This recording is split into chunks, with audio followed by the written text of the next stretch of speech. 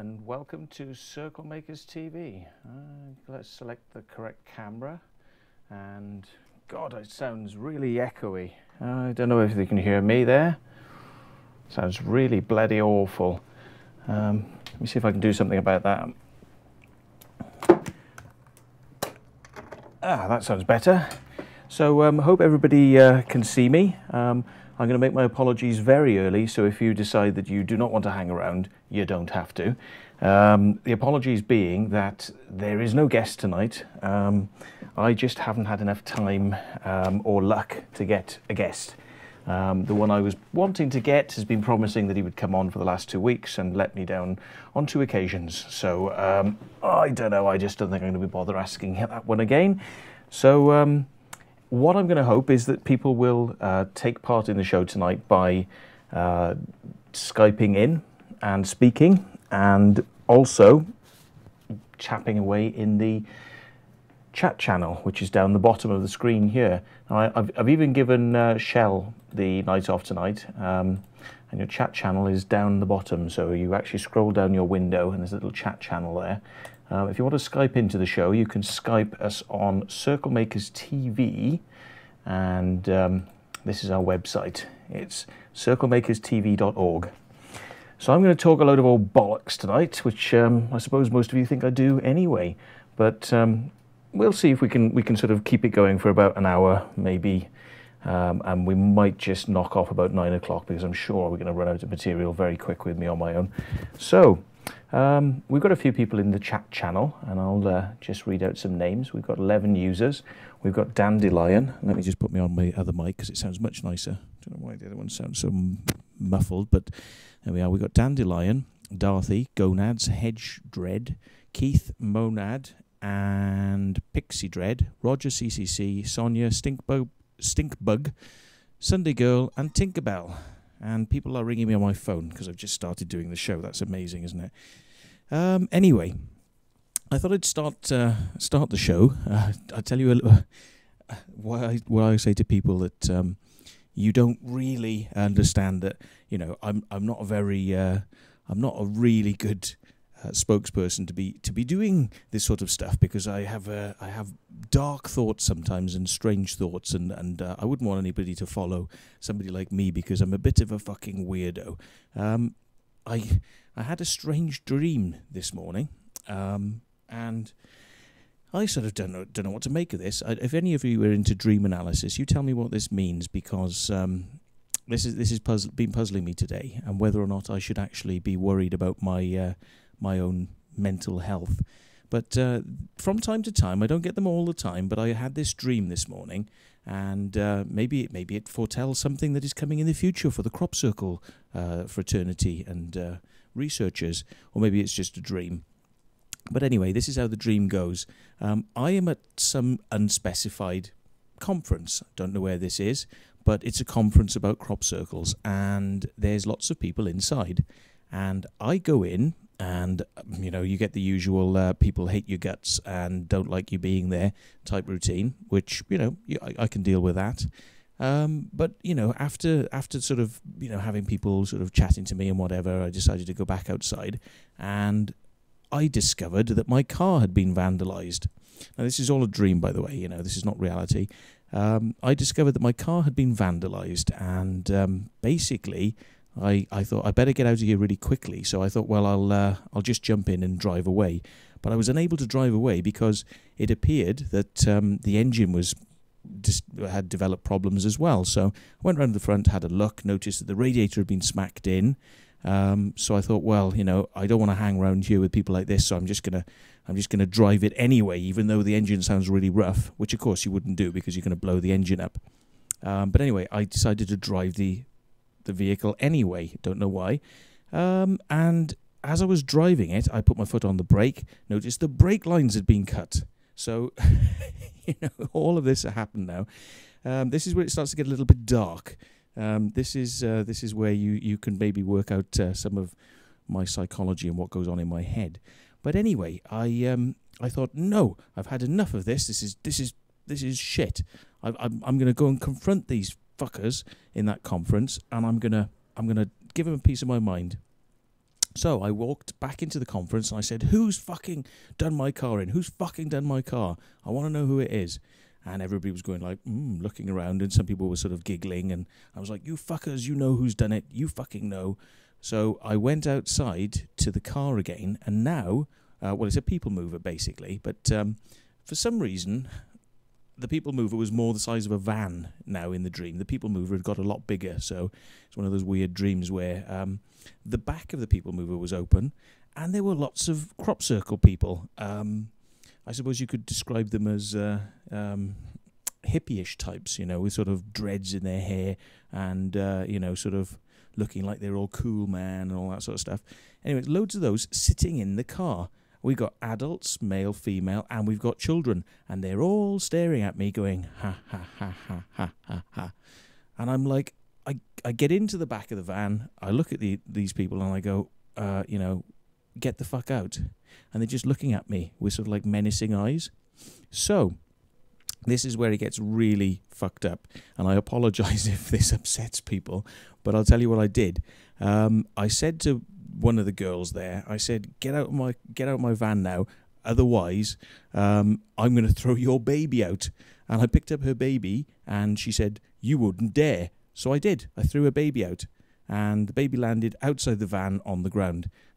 Then I proceeded, this is a dream, you know, I'm kind of like fascinated in my dreams by like, I could take control of them and stop these things, but they seem fascinating to see where they go. So I kind of just, I'm there half in and out of sleep, you know, kind of thinking to myself, where's this going? Anyway, I decided, because I wasn't getting on very well with this particular woman who was goading me, I'd already thrown a baby out, but she was still goading me, and I said, well, I'll run over it then. And she said, you wouldn't dare. And I said, yes, I would. So I ran over the baby, and I ran backwards and forwards over the baby. And then other people jumped out of the vehicle, and I proceeded to drive around, hitting them and running over them. So that was my dream this morning. Then I woke up. So, do I need help? Do I need mental, you know, sort of psychiatry help, or what? Yeah, right. So let's see what people have been saying about how stupid I am. Then, Monad says we're all sleeping. Dandelion, I'm afraid it's just me tonight. I couldn't get a guest, but you can be the guests. Why does it have to be a guest from out there when it can be you guys? You can be the guests. Skype the show. Here we are. Let me put this up. Get yourself Skyping into the show.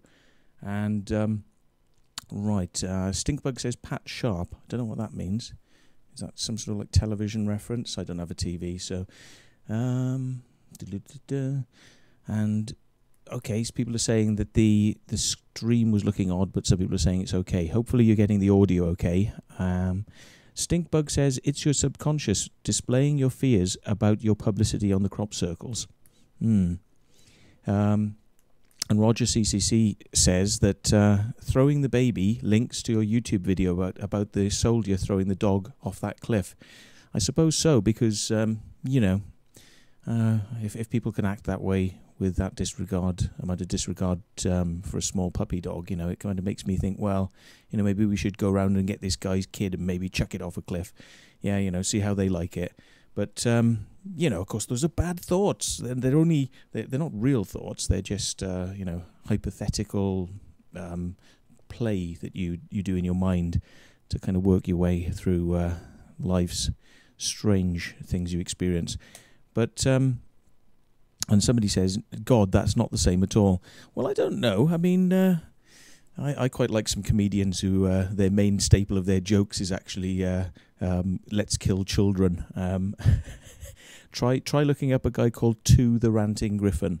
Right, he's pretty good. And Doug Stanhope is another good one. We're talking about dark comedy here, folks. But yeah, you know.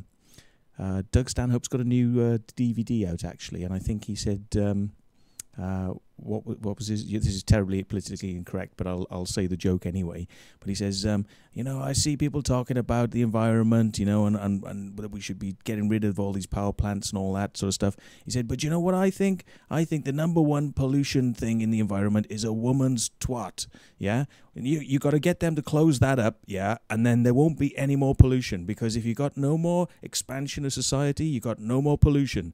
So, as I say, not very politically correct, a little bit on the edge, but I find quite funny. So anyway, right, as the chat room probably empties now, and we have nobody to speak to. Anyway, yes, there we are. Sonia's going, oh dear, oh dear, oh dear, oh dear. Well, you see, she's got kids now, so. Of course, I'm not like this when I'm round people's houses that have children. Of course, I'm a lot more polite, but. Yeah, you know, I like children, but I couldn't eat a whole one. That's my my motto. So, yeah, I'm a little bit more polite when I'm actually around other people's houses. But yeah, you know me, I don't want kids myself. That's just my way.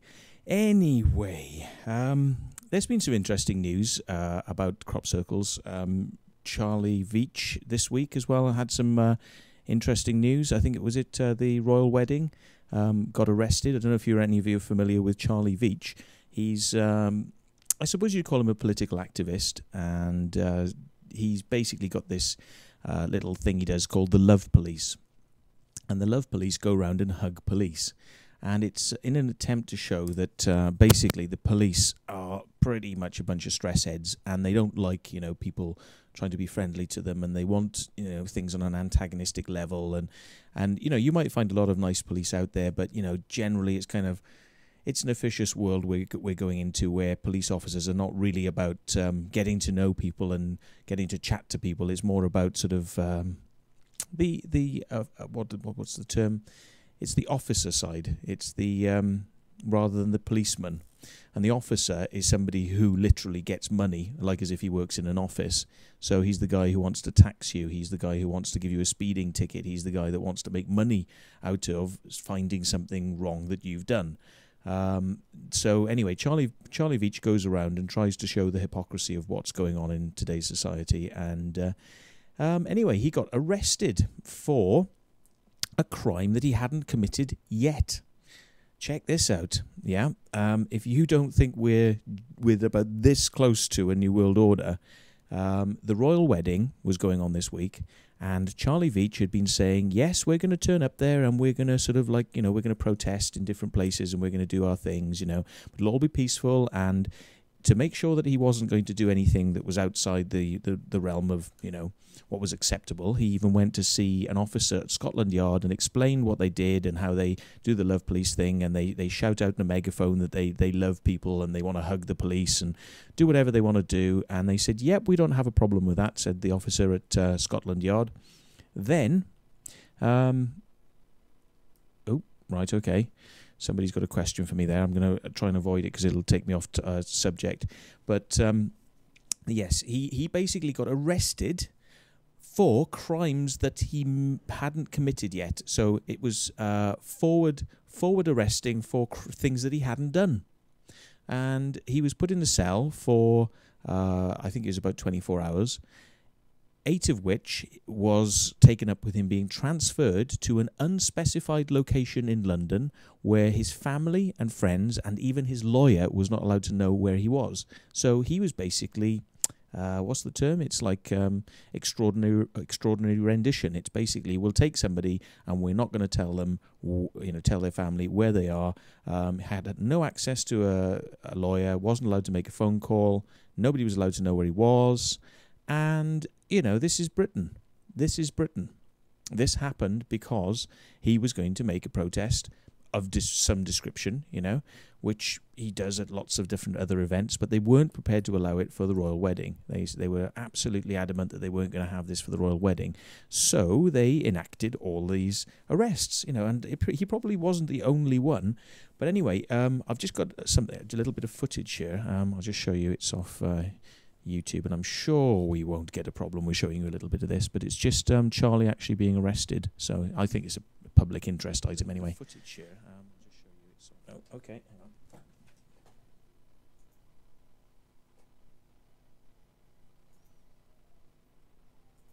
Okay, bear with me.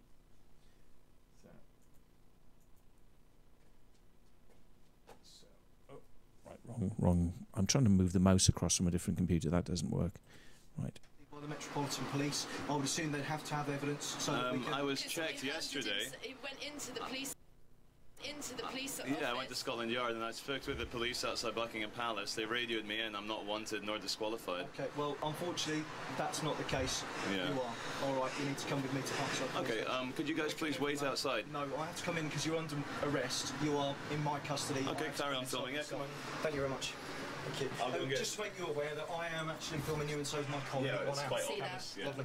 That's what I have to do. The police are filming you now when they arrest you. They're filming you as well. Not to seem draconian, but because you're under my arrest and you're going to be getting dressed, I want to make sure that you haven't got anything on you that you could use to escape or harm me or anything. So I'd like to be present. Can I just say... Isn't it interesting, right? This guy who's supposed to be a fucking police officer, he looks about 25, and yet he's got a sergeant's hat on. You know, or an inspector. What do they call them? The flat caps. Yeah, he's a promoted officer, and look how young the fucker is. Yeah.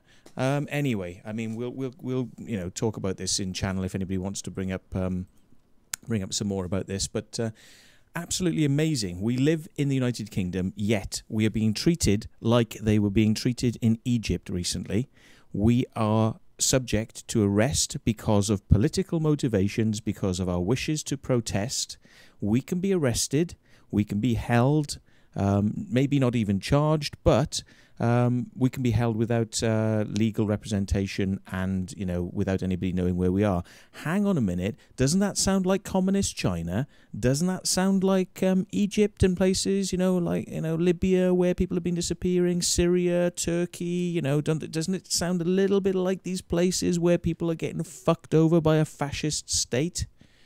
And I think that's what we're doing here, but with a nice little bow tie and a nice little ribbon and a cherry on the top. That's what's happening here.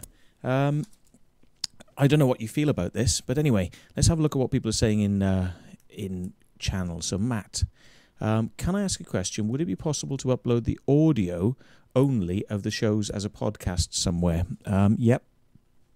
That we could do that. I need to catch up on a few shows, and long car drives seem the answer. Yes, okay, I will get on that straight away. Let me write it down. So, podcasts. Yeah, because, the audio is the important thing, really, with a lot of these shows. So, anyway, let me stop that YouTube over there. Sonia says, Matt, are you still into crop circles? If so, what is it you think they achieve? Well, of course, I like crop circles, and I've always, had the belief that crop circles create paranormal phenomena. I just believe that, I've had a long stay in it, and what with the hay fever and I think I can do a better job doing stuff like this rather than actually making crop circles. And that's not to say that I've ever said I won't ever make crop circles again. I think it's probably more sensible that I, even if I was to make crop circles, that I don't talk about it. Now, that's not to say that I'm actually, although I would say this if I was going to, if I was lying to you, I would say this, wouldn't I? But I wouldn't admit to it, because if I was going to do crop circles, it would be silly of me to admit that I'm doing something that I've already been prosecuted for. That being said, I really am not making crop circles. That's just the reality of it. And it looks like none of the other circle makers I know are this year either. Everything you've seen so far hasn't been from anybody that we know.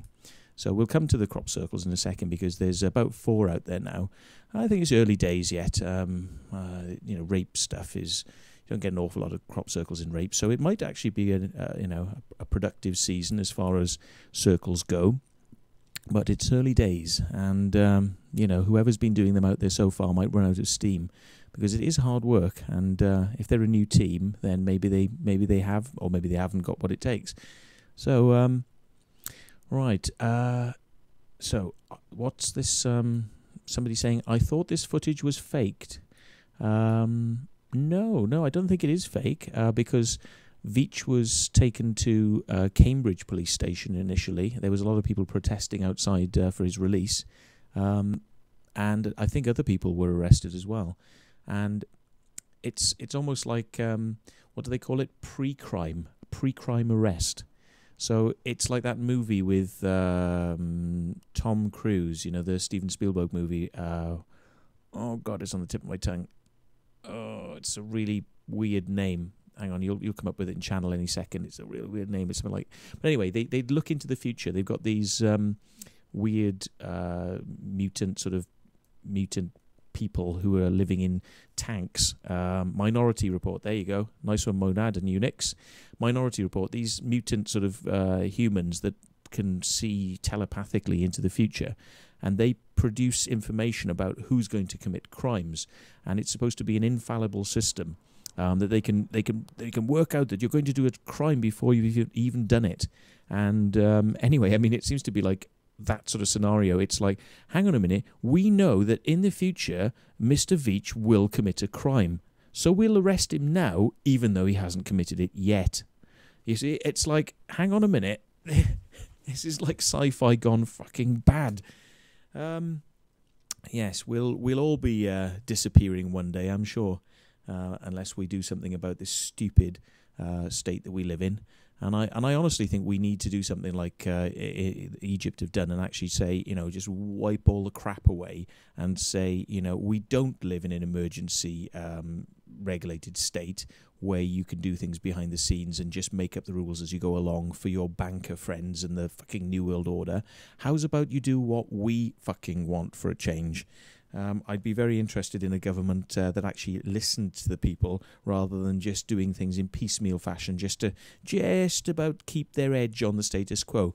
And have you noticed it's £1.50 for fuel now in some places? Goodness gracious, I remember when they were out protesting at the pumps when it was £1.50 before. Don't you remember that? But the government said, we won't allow that again. Hell, perhaps they'll go out and arrest more people before they've committed crimes. Should they dare threaten to protest outside a petrol station? Goodness gracious, lock us all up now. Because we're all fucking moaning inside our own heads about what's going on, and prices of petrol and how much fucking money the government are making out of their 70% bloody excise duty on the damn stuff. But there we are. Right, it's a good moan on tonight. What have we got in channel? So yes, somebody says, can I upload the video of Vince's mural at the barge onto YouTube? Yes, let me put that down as well. Of course, this piece of paper will just be put beside the computer after the show and be forgotten about. But I will try to do my best. So Vince mural on YouTube. There we go. Right. What else have we got? Yeah, somebody says the New World Order won't be long. Yes, it won't be very long. It will come, but I don't think it'll be around for very long. I think heads will fucking roll like they did in France. Remember all that? Remember when the public rose up against the elite and chopped off their fucking heads? Yeah. There might be some of that going on in this country, and maybe it'll happen in America before this country, because I think people are just fed up of the fact that all these senators and politicians are really just in it for the money. And if you want to, get something passed, or if you want planning permission for your house or a school or something like that, you know who the right people are to pay off, don't you? Especially when you're in the States, and it's an open secret. If you're in business and you want things to happen, you pay him, then they happen. And it's like, yeah, right, okay. Yeah, somebody says, Matt, what do I think about the approaching comet Elenin? Well, I don't really know very much about it. I've heard that there is this one that's going to come quite close to the moon or something like that. Did I hear something about 30,000 kilometers across? Is that? No, I might be talking nonsense there, but yeah. Right, what else have we got? Right, crop circle stuff. Let's have a little look at an interesting report which I read from Colin Andrews' website. It goes into Linda Moulton Howe. Hang on, I'll bring it up on screen so you can just see it. bear with me on the old microphones, which now probably sound really echoey as I go to the radio mic. Because I haven't got Shelley here. This is what it is if you don't have a Shelley working, doing things for you. So I have to lean across, use the radio mic, come back, press a button, something like that, and then fade out the radio mic so I don't get the echo. Right. So it's called Linda Moulton Howe's Repeating Pattern. So I think Colin wouldn't mind me reading a little bit out from this, and it's from George Wingfield. Now, George Wingfield's the author. If you want to check out Colin Andrews' website, it's www.colinandrews.net, and this is on the Crop Circle research page. I thought it was kind of interesting because he's calling out Linda Moulton Howe. Now, why that's kind of interesting is because I've also called out myself recently the guy called John Searle, who reckons he's built this thing called a seg generator, and I take real issue with people who use fake doctor titles, fake professor titles, things like that. Reason I don't like that is because obviously, you know, people are going to take you quite seriously if they think that you're a professor or a doctor. They automatically do. They kind of their sort of skepticism immediately it drops very quickly if you say, "Well, I'm a doctor," and they go, "Oh wow, so you know what you're talking about then?" Well, anyway, you know, you've got people like that claiming, you know, that they've built UFOs and that they've built perpetual motion devices that will generate more power than you put in, and this sort of stuff. And you know, these people are just bloody crazy. Well, anyway, in addition to me writing about this, Colin put something on his website, and it seems that he got in the public spirit of things. You know, that with talking about Searle and saying, you know, all that stuff is a load of old bollocks, and the person spouting it, you know, has made up his not only his doctorate but his professor title as well. Well, it seems like, you know, in this public spirit mood that Colin is in, he's decided to call out Linda Moulton Howe. Well, George Wingfield has called out Linda Moulton Howe, but Colin has certainly allowed it to be put on his website.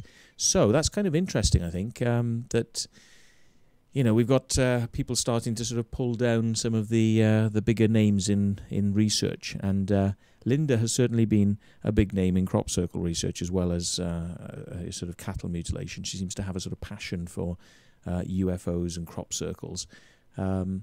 Anyway, I'll just sort of briefly take you through what's written in the article, but it's best you read it for yourself. But it says that at the 23rd Annual Ozark UFO Conference in Eureka Springs, AR, which I assume is Arizona, it attracted 600 attendees and was very successful. Among outstanding presentations was one made by Peter Davenport of the National UFO Reporting Center, and another by Travis Walton, who was abducted by a UFO in Arizona in 1975. Let me see if I can bring this up for you. Some other presentations contained highly questionable claims which could not be challenged by other researchers like me due to the lack of an open question and answer session that would have allowed this. The only reason that I'm circulating this email is because I believe one should speak out when one knows for certain that a claim is untrue. Obviously, one cannot address all the dubious claims that are made at UFO conferences and on internet websites, since that would take up every waking minute of one's time. But there have been occasions during past Ozark UFO conferences where such speaking out has been possible. A notable instance was in 1996, when I was able to reveal that Ray Santilli's alien autopsy footage and his associated claims were completely fraudulent. Right, as part of Linda Moulton Howe's presentation this year, the so-called Carrot drones, or Carret drones, which is spelled C-A-R-E-T drones. Now, that's these things up the top. Actually, I haven't scrolled down on the other page, have I? Hang on. Yeah, you can see the drone. It's second picture in. Linda Moulton Howe's on the left. Then you've got this Carret drone. And I suppose I better say then, if you're listening on a podcast, what we're looking at is something that looks like a light fitting with wheels and bits of spikes sticking out of it, which is apparently hovering in midair. And I remember seeing photos of these when it first came out. Didn't look very believable to me. and came out about the same time as some really, sort of too spectacular to be true footage appeared, and then turned out to be something promoting a game, I believe. It was a computer game, and these UFOs and things were seen to be sort of shooting around and looking like UFO footage. Anyway, she was Linda Moulton Howe. This is going back to George Wingfield. Linda Moulton Howe's presentation was on the so-called carry drones, pictures of which appeared on the internet in 2007 and were promoted as being genuine craft, but using extraterrestrial technology at a secret laboratory in Palo Alto, California. Various emails to Coast AM radio and to Linda Moulton Howe's Earth Files website, which is www.earthfiles.com, with alleged sightings and photos of these drones, was sent in by people calling themselves Isaac, Chad, Deborah and Raj. None of these informants was visible or contactable as a real person, and their identities were clearly false. The acronym CARE supposedly stands for Commercial Application Research for Extraterrestrial Technology. In fact, it is more likely a homonym for the carrot which was dangled in front of eager ufologists like Linda, who took the bait. And it then goes on to say that there was every indication that it was a hoax. Later on, it was decided that bicycle parts, which were recognized by experienced bicycle, sort of experts, appeared to be in the photos. So bits of wheels, bearings, all this sort of stuff. Anyway, they knew for a fact that this was a hoax. So all of this was presented. I mean, I'm skipping on now. I'm not reading directly from George's thing, but this was all presented to Linda Moulton Howe, who then decided that she would not present this information, that she now knew that it was a hoax, and carried on regardless. So it's interesting that he's mentioning Linda Moulton Howe. I've got a bit of experience with Linda Moulton Howe myself, and my experiences with her are that she saw us make a crop circle, which was an R logo for digital radio. Let me just do the. If you imagine an @ symbol, looks like. Oops, an @ symbol looks like that. Well, imagine instead of the @ you have an R. So the R comes around like that, and I did a digital radio logo, the R there. Now, we did this in the daytime. Farmers' permission was sought. We had researchers invited to come and experiment by taking measurements of the field energy readings with their equipment and sampling the soil and taking crop samples before we did it, and then to do the same thing after we'd finished. And it was a known man-made formation. Linda Moulton Howe came along, and she was very sort of oh yeah, whatever, and we were kind of uncertain as to what would actually happen. We didn't expect what did happen, which I was quite pleased about afterwards.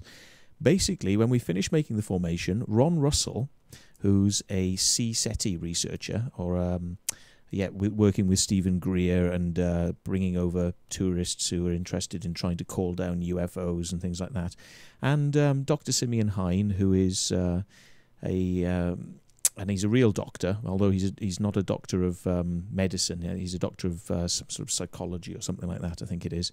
It's one of the social sciences. And he came over, and both of them watched us making this formation with Linda Moulton Howe present. They had equipment with them, such as electromagnetic static meters, and also I think it's electromagnetic readings and electrostatic meters. And basically they said that they had readings from this equipment that were higher than in any other crop circle they had ever seen, and witnessed. And they'd just seen this one being made in front of them, so it was obviously man-made. Now, up to that point, they had believed that the higher the energy readings that they got from their equipment, the more that this would say that there was no way people could be involved in the making of, because why would there be energy there if people were making the circles? Obviously, there could only be energy in an alien-made circle. And they were quite amused or bemused, scratching their heads. as to why this was the case, and they were fascinated and decided that obviously they would tell people about this, being the honest folk that they are.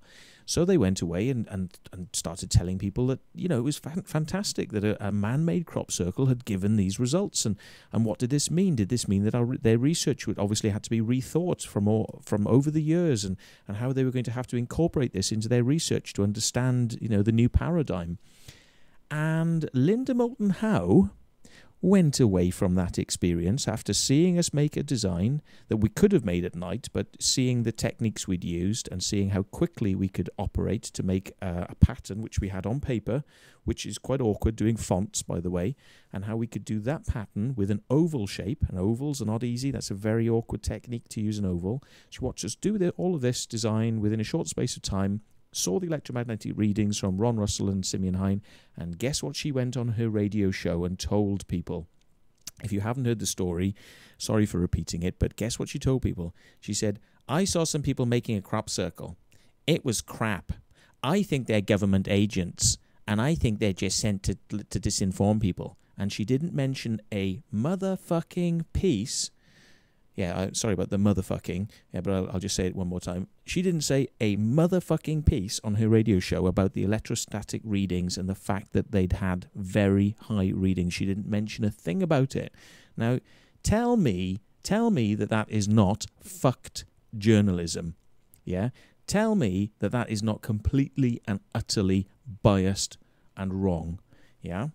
If you can tell me why that's a good thing for her to go on her radio show and just exclude a massive fact that she'd just been made party to, I'd really like to know why. But, you know, tell me in channel if you think she's got a good reason for doing it.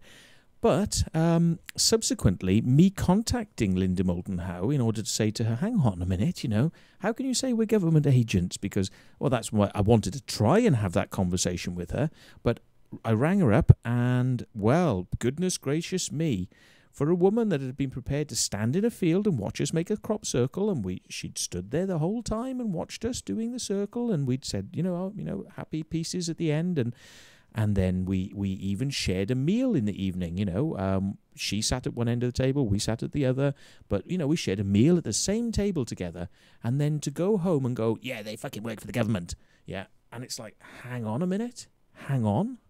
How can you say this? So I rang her up and I got like, whoa, I just got the equivalent of, don't you ring me, I'm not interested in speaking to you, you don't ring me, you don't ring me. And I thought, this is like shades of Michael Glickman. So I just like, okay. And it's like, well, I'm obviously not going to speak to this person. And every time I've ever seen Linda Moulton Howe at a UFO conference I've been invited to speak at in the United States, she has blanked me completely. You know, she's absolutely blanked me. And as I say, the only time I've ever met Linda Moulton Howe in the UK and gone up to her to speak to her, she turned round and started smacking me with her umbrella. And she goes, you get away from me, you get away, you get away from me. And it's like, so, yeah, well done, George Wingfield, and well done, Colin Andrews, both of you, for calling out a little pixie bitch, short arse. What do they call them? Poison dwarves, isn't it? That's the term best used for these people. Poison fucking dwarves, yeah? About nay fucking high, yeah? With an ego this fucking big, yeah? And they're going to tell you how it is, yeah? And it's like, okay, right. So there's Linda Moulton Howe. So I think it calls into question somewhat, having experienced Linda's behavior in this manner, it calls into question for me her cattle mutilation research because, you know, just because we're being told that these things are happening, and I think, you know, most of that stuff came out in her documentary, it makes me start to wonder, you know, if she came across information that actually explained the cattle mutilations, that wouldn't make it into the documentary, would it? That wouldn't be what she wanted to hear. Yes, you know, if somebody said, well, I'm a farmer and I know what's actually causing this, she'd be like, well, thanks for your interview, fuck you, goodbye, hey, whatever, you know. So that, you know, is this the type of thing that we actually have with some researchers? It's not a case of they don't know, it's a case of they're not going to fucking know. Shut the fuck up, yeah? Is that the way that some of these researchers work? I think it is. So, let's have a look at what people are saying in the channel. BLT, grass circles. Yeah, the BLT circles, yeah. I assume that coming from Unix, you're sort of saying that they don't do sampling very well. By the way, if you want to ask me a question, if you put it in capital letters, that it's to me, Matthew, then I can read it out from the rest, because sometimes I don't quite know when you're chatting to each other in the channel or whether you want to ask me a particular question. But so what else have we got? Give me some topics that you want to talk about. And is anybody interested in Skyping in, by the way? Let's see if anybody's tried to. Oh God, let me put my mic up so I can actually see what's going on. And there's me now tapping into another computer to see if anybody's tried to send any messages. No. So we shall come back to Skype if anybody wants to. Somebody sent me an interesting question, and the answer to this is actually yes. Somebody says, Have I ever found any white powder in crop circles? Well, I haven't actually found any white powder in crop circles, but what I have been given, I was given something that was supposed to be from a UFO landing area that actually I could never get anyone to give me the money or say they would actually, pay for this to be properly analysed, what this stuff was. Still got it. I still got a pot of this stuff, and it's like a white fluff, material. Now, my father is an industrial chemist, and he used to work for BP, he knows his stuff. And basically, I showed it to him, and just visually from handling it and seeing it, he said it looks to him like the type of substance that is created by, I think he called it arc fumigation. And I said, well, what's arc fumigation? And he said, well, what it is, you get two electrical poles, and you basically make an arc between them, like as if you were striking an arc light, in a projector. So you get this little arc of light comes between the poles where it jumps from the cathode to the electrode or the cathode to the anode or whatever it is. And where you get that spark, then what they do is they blow through a third pipe or something like this. They blow a gas through the arc light. So when you get the gas passes through the arc light, it transforms the gas into another substance or takes something from it. I mean, I'm not a chemist. I'm just trying to relate to you what my dad told me. But he said it basically will give you another substance, but it's made by breaking it down with the electric arc. Now, I didn't tell him what this substance was, and I didn't tell him where it came from. But I just thought it was interesting that somebody may have, and not to say it is, but somebody may have provided me with a substance which they claim came from a supposed UFO, which just happened to be the product of a very high voltage situation, an arc voltage situation. So enough electricity to actually pass through the air, basically. That's what an arc is. And it's just interesting because I follow UFO law and stuff like that, that it might have been that type of substance, but I just didn't have the money to get it analysed. So if anybody wants to analyse it, I'll give them some of the substance if they want. I have no idea what it was. Yeah, what's somebody saying? Somebody says Ormes, O-R-M-E-S, which is manna from heaven. Keith says vaporized gold. I have heard about this vaporized gold stuff. Some people go on about eating it, don't they? And that it's supposed to restore your DNA. Although, I mean, I'm sure that people that do these sorts of things, like eating colloidal silver and vaporized gold, probably don't actually know for certain what it does to their DNA. They just would like to think it does do that to their DNA. Right. Somebody. Oh, we've got a Cassie here as well. Look, just turned up. Hey, Cassie's. Ooh, Cass. Wait. Look, she's not interested. She just wants to see if I've got food on my bed. Look, what you doing? Say hello. Up here, look. Ooh. Fuck you, she said. Where's the treats? So, yeah. Yeah, she's never interested if I haven't got any food. So, yeah, cropcircleresearch.com /article/E001-gizmo.html was Paul Weige's article about his electrostatic meter. Well, it's interesting that, you know, we've got electrostatic readings coming from crop circles, which some people say are quite high, you know, that if you create a crop circle, it's capable of reading highly on an electrostatic meter. And, you know, possibilities of electrostatics and UFOs. And, yeah, you know, this substance, I'd like to get it analysed. If somebody could ever sort of come up with a lab that would do it. I understand these things cost an absolute fortune, but if somebody would be prepared to do it, I'll give them a sample of it. And there's enough to go round. There's not a hell of a lot of it, but there's enough probably to be sampled. So right, what else have I got? I've got some other stuff up here. Oh, new crop circles. Let's have a look at the latest on the crop circle front then. So let's put my mic up so you can hear me as I go across here. Right, what have we got on El Crop Circlo land? Right. Oops.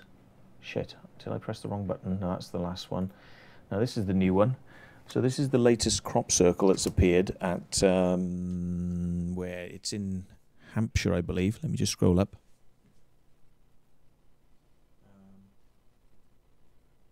Hannington in Cricklade in Wiltshire. And not a bad little design, really. I think that's quite pleasing, isn't it? I don't know who's actually doing these. I have no idea. Could be a new team, which is quite nice, because if they are a new team, then they're certainly coming out with some good stuff to start with. No problems with the competency there. But one can actually see the very evident board marks, which are being, you know, which now everybody kind of talks about a lot since I started going board marks on my YouTube channel, and now everybody starts going, oh yeah, it's fucking fake, it's got fucking board marks, the wankers, they're board marks. And it's like, yeah, remember where you heard it here first. What else have we got? Fade up again so I can go to something else. These are the other circles which came a little bit earlier. I think we were talking about this one last week. And there's the original, not that one, this one, which is kind of interesting. This one was reported on the Crop Circle Connector as being a place called, I think it's Clap Ear Airs or something. And we joked about it because we said clap your arse. It sounds like clap your arse. And lo and behold, the Crop Circle Connector have actually changed the name now, so it's called Inage, near Chepstow, Gwent, because people will not joke about it being clap your arse anymore. And I don't know whether it was really meant, you know, somebody stuck it in a place that just happened to have that funny name in order to get a bit of a crack out of the joke, but I just happened to think that was another possibility for the way the name worked, but there we go. So, what's somebody saying? I've got a biker T-shirt. Yeah, it's an old T-shirt with paint on it. It's a scruffy old one, but I wear it around the house. It's an old Harley Davidson something T-shirt. I quite like it because of the eagle. Fuck the stars and stripes, but I just like the eagle on it. So yeah. Right. What Keith's saying? Wouldn't fancy baking a cake with it, Sonia. Or DNA alchemy, I think they're talking about. And Monad says the point he was trying to make with the Paul Weigel electrostatic meter page was the criteria for a genuine, quote, genuine circle was the opposite to Ron Russell's. So, okay, I see what you mean. So I hadn't picked up on that. So Paul Weigel's belief with his use of electrostatic meters would have been that if something had no readings, it was more likely to be real. That maybe natural levels or elevated levels were something you would find in nature, but a blanking of levels might be what Paul Weigel believed to be a real crop circle. But there you go. It's amazing, isn't it? You know, you've got Paul Weigel, well-respected, researcher in the field of, you know, well, I didn't say well-respected, but well-respected amongst a bunch of people that actually don't have much of a clue about science or in fact, crop circles, but very well-respected in that small circle of well-intentioned but probably quite ignorant people. yes, well respected. Of course, sadly, no longer with us because of his, committing suicide. Seems to do that to some people in crop circle world. But then we've got Ron Russell on the other side of the researcher camp, saying, well, it's elevated readings make crop circles real. Used to believe that until he actually met circlemakers that showed that they could make a circle with these elevated readings. But Ron Russell's saying, oh, elevated is real. And Paul Weige is going, no, it's nothing. It makes it real. No electrostatic reading makes it real. So, I mean, there are so many of these different points of view out there in crop circle world. One bunch of people believe one thing, another bunch believe another thing. And that's why they can't get on. And that's why they never agree. And I suppose, you've got every type of flavour you want in crop circle research, from sweet tooth down to bitter, through to acidic, through to high fibre. You've got every sort of element of the spectrum that you can, you can have your slice of cake and in any flavour you want, really. And they don't get on, a lot of crop circle researchers, because they've all got their own angle on it, haven't they? But there we go. Right, what other... I pulled up some other channels. Oh yes, this is good. Let's have a little look at this. Who has seen this week then? Breaking news of Zeta Reticulan footage. Zeta Reticulan footage, which I believe has just come out this week. I could be wrong, but check this out. Here we go. It moves. It moves around. Oh my God. And it blinks its eyes. Now, of course, it's jumping like crazy because of the way I'm showing it on this TV channel. But if you go and watch it on YouTube, and I'll tell you how to find it in a minute. Wow, that's pretty impressive stuff compared to the normal Ray Santilli type shit we get. Although, saying that now, I'll probably have to eat my words when we find out this is new Ray Santilli shit. Yeah, let's have a little look at that again. I can probably get away with showing you the video footage, because who the fuck is going to come and... Oh, hang on, I'm not showing you the video footage, am I? Hang on, I'm not actually showing it to you. Bollocks. Right, okay, let's try it again then. There you go. Now you see it. Now you see it. Thank you for telling me in channel. I was getting so carried away. I was looking at my preview screen and going, look, and not looking at the output screen. Look, it blinks. It blinks. Look at its eyes, and I don't know what that's supposed to be. Sort of something that looks like maybe a cover of a UFO, or or maybe something hovering around. Anyway, I can't show you that bit because that bit's probably copyrighted, and no, we don't want an ad. No, we don't want an advert for Battlestar Galactica, but there you go. Mr. Alien, eyes blinking, look, But could it be CGI? Could it be CGI with film effect added? It's a possibility. But it's very interesting, isn't it, this sort of stuff when it comes out.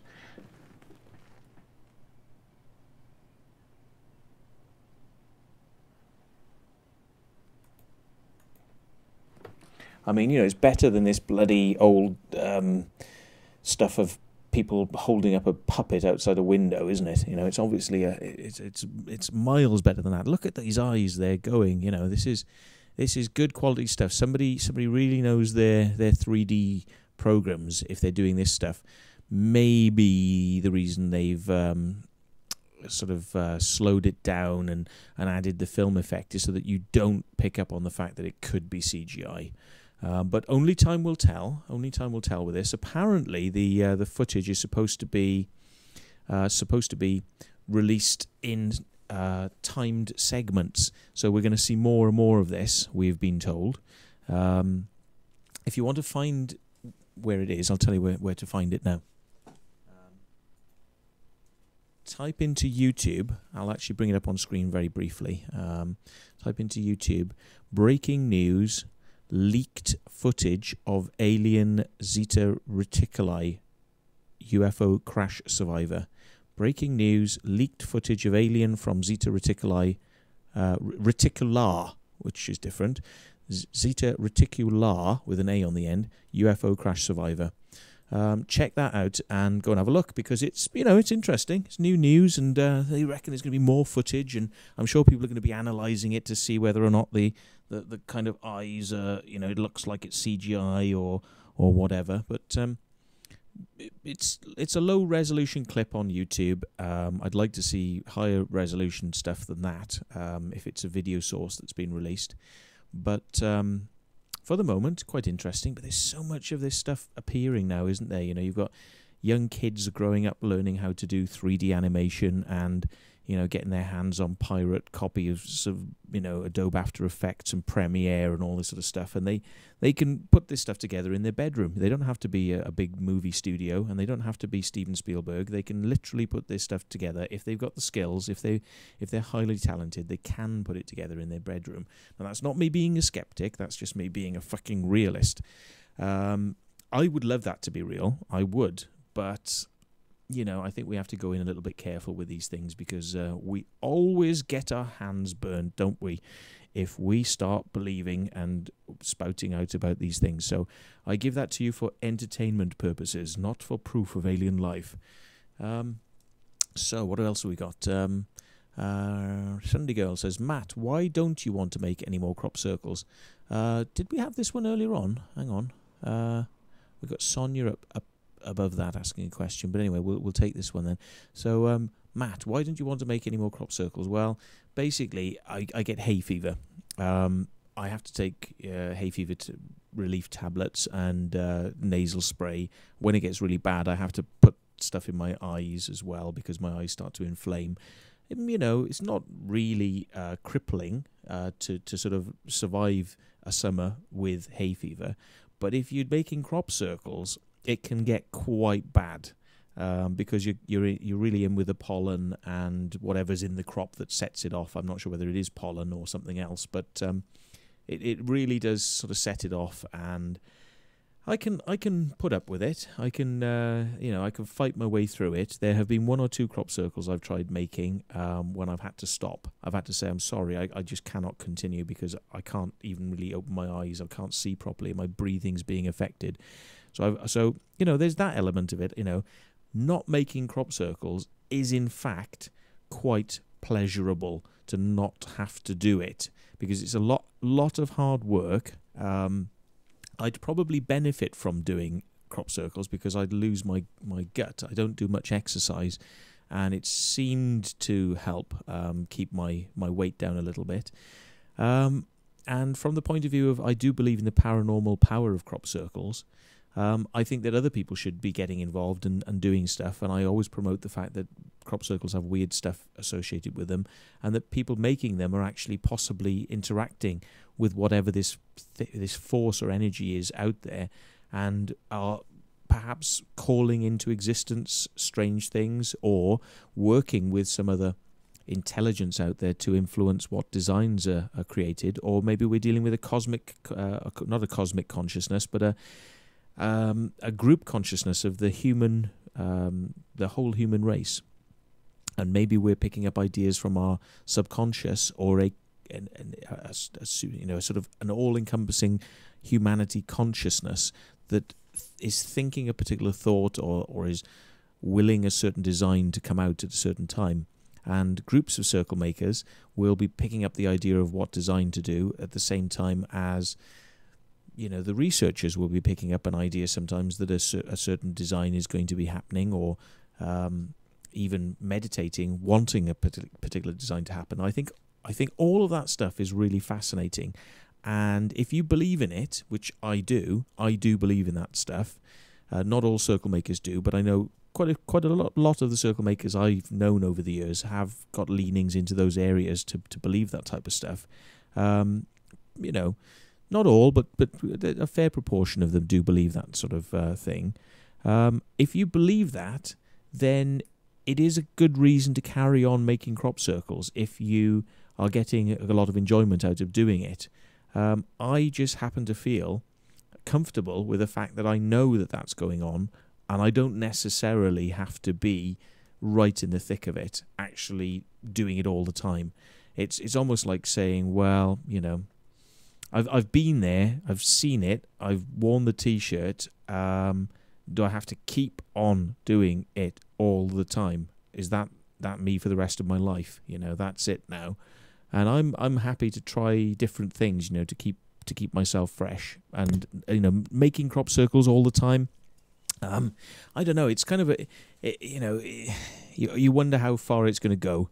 And I'm not the type of person who likes making huge crop circles because they're a lot of effort. I prefer the slightly more intimate crop circles, which are a little bit more reasonable scale, so it doesn't piss off the farmer. Not only does that mean it's easier for you to get in and make the thing in a short space of time, it means that you don't get quite so knackered.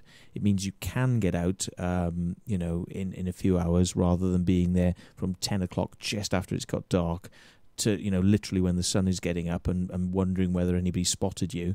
You know, if you're doing something that's a little bit more intimate, it's okay, it's nicer. But most of the teams out there, most of the people that you seem to work with, they always seem to want to do bigger things. You know, even like the... I mean, not speaking disrespectfully, because I'm sure the people that made it, you've heard them on this show, like the design, you know, ridiculously oversized, you know, not thought out to actually keep it to a reasonable enough size so that you could actually finish it properly. You know, they hadn't thought it out properly. They'd kind of just put the idea of doing it together very quickly, and it was just too big. It was so big that the people who were making it were absolutely and utterly knackered by the end of it, and it didn't get finished, even though people think the 777 circle, you know, was whatever it was. It wasn't what it was meant to be. So, and that was because of, you know, biting off a little bit more than you can chew. And I kind of think that sometimes these epic designs that have appeared, I mean, as mind-bogglingly wonderful as it is that people want to go out and do such big, complicated designs, that comes with a lot of doing that comes with a lot of responsibility, and it's a level of responsibility that I don't always feel comfortable being part of, because to me it just pushes the pressure up a little bit too much, and it ceases to be a social thing. Making a crop circle then ceases to be something that is so that you can do with your friends and stop in the middle and have a chat, you know, and sit down and take in the energies, take in your surroundings, and enjoy yourself. It seems to be that when crop circles get really big like that, and you have lots and lots of people involved, all working out in different areas and not having much contact with each other during the night, then really the element of sociability is lost slightly. The design benefits from it. The curiosity factor of what people will get from it benefits from it.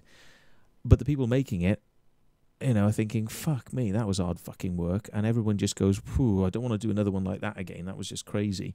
You know, so you got to balance it up. And I think that the balance has gone far too much into the camp of it must be big and it must be super complex and it must have fractals and it must have faces and it must have bitmaps and it must have coding, you know, and it all has to be right. There can't be any mistakes because, you know, it has to be perfect. And that pressure, that's a pressure I just don't need. That's something I don't like getting involved in.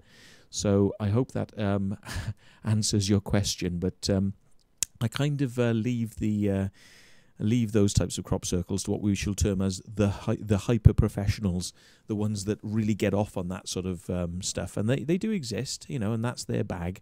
I would just leave it to those guys. And of course, if I was to go off and do what I would rather do, which would be something that was maybe only 100, 200 feet across and quite simple in design, you can bet your bottom dollar that most people would come along and go, yeah, that's shit, as people do. So they go, yeah, that's the shit one. That's the one that's been made by people. And of course, you know, the 500-footer, you know, that's really complicated. That must be the alien one. So it's kind of gone the curve. We've gone over the curve, as far as I'm concerned, from it being a comfortable, enjoyable experience into being slightly uncomfortable, hay fever, very uncomfortable physically, mentally quite challenging, for a long period of time in the middle of the night, in the dark, in the cold. Yes, it's exciting seeing it afterwards, but you know, I'm for the small stuff, and people don't like small stuff. So therefore, you know, I see myself at slight odds with what's going on out there. But then again, this year you see quite a few of the circle makers have said that they're not going to work. I mean, I don't know whether that's going to happen, but I mean, you can kind of see where they're coming from. I can see where they're coming from because they don't make any money out of it, you see, and the amount of effort they have to put in, the amount of literal effort that has to go into making a crop circle, in preparation, in getting a large amount of team members together at the same place, you know, no delays. You've got to be in that field ready to go, and then it's like, right, 5, 4, 3, 2, 1, off we go. Crack, crack, crack the whip, crack the whip, crack the whip, crack, crack, crack the whip, crack the whip. You know, and you're not allowed to make a mistake, and it's like pressure, pressure, pressure to create the perfect design. You can see why, when those circle makers that have got to that level, have been doing it for so long and had the piss taken out of them, you know, for so long, and never really been appreciated for being a circle maker, can't make any money out of it. It takes up their time from going out to work, you know, because they're doing it in the week, they're doing it on the weekends, it's taking up their free time. So, you know, it's like, do you have a job or are you a circle maker? And for some people who are out there, that has been a decision they've made. It's like, well, I'm a circle maker. If I'm a circle maker, I'm making circles, I can't really have a job. It's not easy to do that. So, but of course, then eventually they've had to say to themselves, well, you know, I can't keep making circles for the rest of my life because I don't have a job.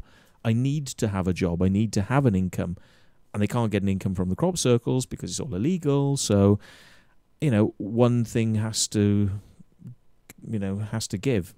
And for the circle makers this year, like I've tried to explain it in a careful sense, but the way it's coming across to me is that, you know, people have got to get on with their lives, you know, and crop circles are taking up a far too big a chunk of their life, and I think they're hoping that somebody else will come along and carry it on. Otherwise, they've got to find a way to start making money out of it, and they have never been able to do that. So, you know, not an easy one, you know, and nobody seems to be organised like Banksy is organised. How do you present yourself as being the author of X, Y, and Z design and put that in an art gallery and say, well, that is me? You know, how do you do that? And if you're going to do it legally, where do you get the money from to pay the farmer for the field? You know, before you can start publishing works and saying, well, that's me, you know, how do you do it? If you're going to do it illegally like Banksy, are you going to keep one step ahead of the law or not? I don't know how he's managed to do it, but are these people quick enough on their feet to keep ahead of the law? And I think fear of prosecution has always made them keep their heads down. So they've avoided really trying hard to make money out of it. There probably are ways to make money out of it, but you're going to have to work at it like stink. You know, you're not going to have to just be an artist then. You're going to have to be a businessman, you know, as well as an artist. So, and I just don't think it grates against people's ideas for why they're doing the art. You know, they'd like to make money out of it, but they've never really wanted to make money out of it. So which is it to be? Is it either you're going to make money out of it or you're going to not make money out of it? And I just don't think people have been able to decide. But not being able to decide still doesn't bring in the bread. So yeah, that's the reasons why others aren't making circles at the moment. And certainly, you know, I've got to say the same sort of thing. It takes a lot of your time. It takes a hell of a lot of your time and energy to make crop circles. And I've given it, since 1991, up till 2000 when I was arrested. It's nine sort of good years, and I've done a couple of circles since, and but I don't do them anymore. But it's a long time to give for this sort of stuff. So right, what are people saying in channel? Hang on. Adverbassa says it. The alien footage of the grey alien looks like it was the dude who released the UFO over Jerusalem close-up 3-second clip while he tested out the waters before doing his longer version. Yeah, I was I didn't really believe in that Jerusalem stuff, and I tracked down who was actually releasing that, only to find out that it was all coming from, it was all getting released through a UFO radio show channel, which, no disrespect to the people for wanting to get publicity for their channel, but it did seem to smell of a publicity stunt to get people to kind of learn that this channel was there, because I kind of eventually worked my way towards this UFO radio stuff. And I think because it's, why would somebody come to a very unknown channel like this UFO radio thing and start giving them footage of UFOs above Hawaii and footage of UFOs above Jerusalem? I mean, it's like, these people aren't well known. They're not well known. So why is all this UFO footage going through to not well known people that just happen to have a new UFO radio channel that they're bringing out? Surely you'd go to a very well known UFO researcher that's going to get it on television and going to give it some publicity. You're not going to give it to some small guy, and you'd go to the big boys. But there you go. That's just my opinion. But anyway, Sunday Girl says she sympathises regarding allergies. I agree with what I says about the consciousness convergence. Consciousness convergence is, I assume, what you're taking the global consciousness, maybe the morphogenic field even that Rupert Sheldrake talks about. It's the thing that allows your dog to know when you're coming home. And he can't see you, he can't hear you, he can't smell you. And even if you change the patterns of time that you come home from work, the dog seems to react and know that you're coming home soon. It's the thing that makes you know that somebody's going to ring the telephone, and then you haven't thought about them for a year because you haven't seen them for a long time. And you just think, oh my God, I haven't thought about that person for a long time. And then suddenly they ring the phone. It's that sort of telepathic field that maybe we all have an unconscious ability to perceive in some way, and at random times we excel in bringing out something of that nature that is possibly an idea that's being transmitted throughout humanity. It could be external to humanity, it could be coming from somewhere else, but I like to think, if we're dealing with things that are highly strange here, and probably it's a good idea to keep the concepts as real as we can, i.e., if we're going to believe in telepathy and stuff like that, we should be thinking in telepathy from us before we start thinking about telepathy from out there, or archetypal stuff coming from us, inner images coming from inside us. We should look for the rational before we look for the for the fantastic. But yeah. So Sonia says the mother WS bigger. The mother WS bigger. The mother WS. What the hell does that mean? That worked. Why? I have no idea what you're talking about. Question, says Sonia. So how to make that better then, Matt? What would you suggest? I don't know what you're talking about, but the mother WS bigger. Still ain't getting it. I'm sure you'll come on with an explanation for that one. Sunday Girl says small is beautiful. Gonads, there are this season, aren't they? I don't know. Sonia, it's a personal choice, but they don't have to do it, do they? Yes, it is a personal choice. I mean, nobody has to make crop circles. I mean, but I think the people who've been invested in this very heavily for many years, and given up lifestyles that they may have had to go into making crop circles during the summer, almost as a full-time job, needing time to recover from actually making a crop circle, having the time to do the designs, get the teams together, go out and do it. I think they've become veterans of it to a certain degree, and I think they, unless they can actually start to change things in some way that is more acceptable to them, i.e. Views and opinions, or start making money out of it, yeah, I think they may have reached a bit of a plateau. I'm just waiting to see what happens, and I think there's going to be new teams will get involved and start making stuff. And considering how much information has been put out on this channel and through the YouTube stuff, and also not just this channel. I'm not going to take credit for trying to tell people how to make crop circles. I mean, there's lots of other people been doing that over the years, but trying to sort of generate an interest in the circle making for the positive reasons. Maybe there are going to be some new circle makers out there this year, and this is going to be the year that they are going to appear, if they're going to appear, I would imagine, because there's been so much talking about circle making, so much talking about the fact that it is humans are making the circles, not necessarily the aliens that people thought it was. So, or not in the way that people thought it was. Maybe there is some of that out there, who knows, but it's not quite how people thought it was. So I think, people are coming to this realization finally that it is people, and they seem to be maybe getting on with that, because we've had a few so far, and I think that's a good sign that we're going to get some stuff this year. So, do we have anybody on Skype? I bet not. Let's just check. Nope, nobody wants to Skype in.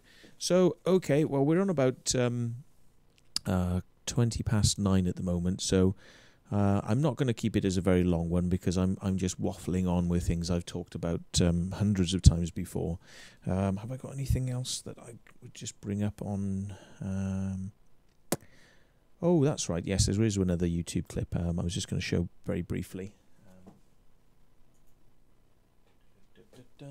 It's just to make you aware, it's the balls of light making crop circles at Oliver's Castle.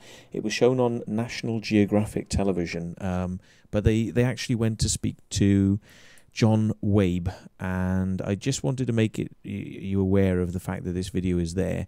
If you type in balls of light making crop circles, and you can see the National Geographic logo up in the corner, I'm not really going to show you the clip, because then that would be really badly breaking copyright. But what I'm going to do is I'm just going to flick through a few frames so you can kind of see what's going on. And if you flip through a couple of frames, you can see the crop circle at Oliver's Castle. And later on, you will have an interview with this gentleman. And this gentleman's called John Wabe. And he explains how he did it in a graphics studio for HTV. And I've talked about this on my YouTube channel quite a bit. But what happens is this piece of footage keeps on getting taken down off YouTube because somebody complains about it, either from National Geographic or possibly also crop circle people who just don't like the fact that it takes away their wonderful Oliver's Castle footage that they are determined to say could not be, faked. Even though you've got the guy who worked for a TV studio showing you his graphics workstation at HTV, which is a national company. Anyway, go and download that video and keep a copy of it, because I think that if it ever disappears again, people are going to have to start uploading it, because it does illustrate the point that crop circle researchers are not exactly the best people to be determining what is real and what is not when it comes to footage. Michael Glickman and Gary King and all these sorts of people who seem to sort of make their living on telling people that these bits of footage are the best things in sliced bread, and don't like it talked about in any other sense, that these things get faked as they do. And the reason they get faked is because there are people as stupid as Michael Glickman. Let's face it. I mean, that is why people do take the time to go out there and make footage like that and drop it off in the barge in, is because they know people like Michael Glickman are going to freak out. And that's exactly what John Wabe says in the footage. He says, I thought it would be fun to create some footage and see what reaction it got, to see whether people would believe in it. And they did, and they thought it was fantastic. And it's like, there you go. That's his reason for doing the footage. That's the reason that other people fake UFO footage, and it happens a lot, with varying degrees of success. I mean, I think that one was able to be identified as a hoax quite easily because of the fact that the video footage from the original tape had faults that you could tell there were problems with it. Whereas these clips that are appearing on YouTube now are so badly compressed and such bad fuzzy quality video that it's kind of hard to tell that it was done as a CGI effect because you're looking at a scummy video. You just can't tell. So people are getting almost they're getting complacent with their running with these bits of footage and going, yeah, look, alien from Zeta Reticuli, and it's like you've got a frame around the edge of the film. Now, if that had been released by the American government, they would have had access to telecine transfer equipment. They could have transferred that footage, perfect quality, broadcast quality, and they could have released it, without the scummy look. That's if they wanted people to know that it was real footage. But of course, if somebody releases a piece of 300 pixel quality video footage with all the artifacts that YouTube are going to put on it, we're not talking about Vimeo or something which handles video quality a hell of a lot better. If they're going to release this stuff in low quality, then are people expected to take it seriously? Because you can't actually research it very much, can you? I mean, you can hardly see what you're looking at. So there we are. Oh yeah, my Mr. Glickman over in the corner. Yes, he's. Somebody says, is Glickman going to rear end somebody in the bed? Yeah, he looks ready for a prowl. Yeah. He's got a bit of a neck deflation problem. I think a couple of his UFO discs have flown off to Uranus or something. So yeah, and Stinkbug says he has a mangina. He's got a mangina. He's old Greg. He's got a mangina. I like the Mighty Boosh. Very good. So. What else have we got? Have we got any questions? Because I'm going to wrap it up at about 5:30. So ask me how big it is, or what it is, or where I store it, or whatever it is. But you better ask me quick, because I'm gonna get this show off, I think, and we'll try a little bit harder for next week. See if we can get somebody on here. Rob Irving. But he doesn't seem to be responding to me. I think he's waiting out, for some strange reason, maybe for the cash payment, which I assure you is not going to come because I haven't got money. But maybe we'll. Rob, please come on the show. We offer you no money, but please come. You see, there's not much of an incentive for him to do it. Even is there? I mean, like I can't, I'm a circle maker talking about how other circle makers are pissed off because they can't make money, and I want them to come on the show, but I can't afford them to pay them to come on the show. So, it's like, I wish I could. And I bet they're thinking, shit, well, we go on the show, it's going to cost us money to go on the fucking show. So, yeah, not a good situation. So there we go. Do I still design circles? No, I haven't really designed anything for a long time. I have a bag of designs, many of which have never got made, and I sometimes show these to other circle makers in the hopes that they'll see something stupid enough or weird enough to spark their imagination and maybe put something like that into one of their designs. But to be honest, I mean, my stuff is a bit old school, really. It's nothing on the levels that you would expect these days, and I used to go for quite simple, quirky designs rather than anything sort of incredibly flamboyant, and certainly none of this encoding business. I mean, maybe what I should do at some point is bring out the design bag, because I've actually talked to people about which circles I've done, but I don't think I've actually ever shown the bag of designs. So I could do. Well, maybe we could if you think it, sounds like if I say, do you want to see my bag of designs? What's the answer to that question going to be? I think it would be yes, you do. So why don't I go and get my bag of designs, seeing as you mention it? It's not a bad idea, and it could fill out the rest of the show. I just hope there's nothing in there that I'm not supposed to show. Well, I won't show it if I'm not supposed to show it. So hold on for a second. I have to take my headphones off. I'll walk across the room, and I shall go and get my bag of designs. So wait there, because I don't want you knowing where they're stored, because otherwise you'll break into my house and then you'll nick them.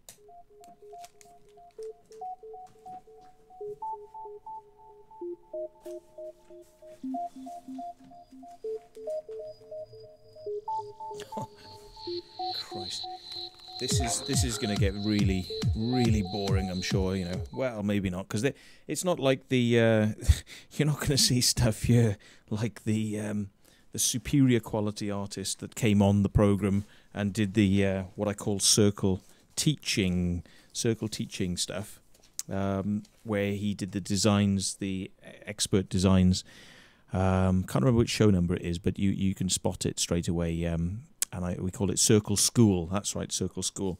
But I can't remember whether we actually did this one. I think we might have done this one, because it's actually got the numbers, the measurements on it. So, and that's my writing. So, you know, if I've measured it up, but this is you know, this would have been a representation.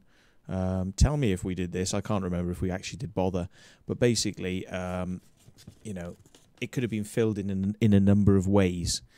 But the geometry was there so that people would go, oh my God, look, it's got. I think it was meant to be, look, it's a circle, which is obviously starts you off. Then it becomes a triangle. Then it becomes a square. So we've got effectively a number 1, or you know, number 1, then 3, then 4, then 5. So it's going up. It's basically, you know, an angle progressional thing. There we are. And I've even got, God, look at this. I mean, this is like, you know, classic stuff. It's got Saturday or Sunday, Monday evening, Stonehenge, 7:30 to 8:30. And I can't remember what that means. So that could have been all sorts of secret stuff that, you know, meet them at the do and do that. This is a nice one. I can't remember whether I did this one, a variant of this one. Let's have a little look. A variant of this design. But there you go. I mean, let me just see if I get the focus going on this so you can see a bit better. Where's the focus? Webcam control, autofocus. Let me see if I can get it going. Boom, boom, boom, boom. That's a bit better. There we go. So, you know, I'll go through these quite quickly because, you know, you can see I've done another one where measurement points, you know, which you should do first, which parts of the circle you should measure out before other parts of the circle.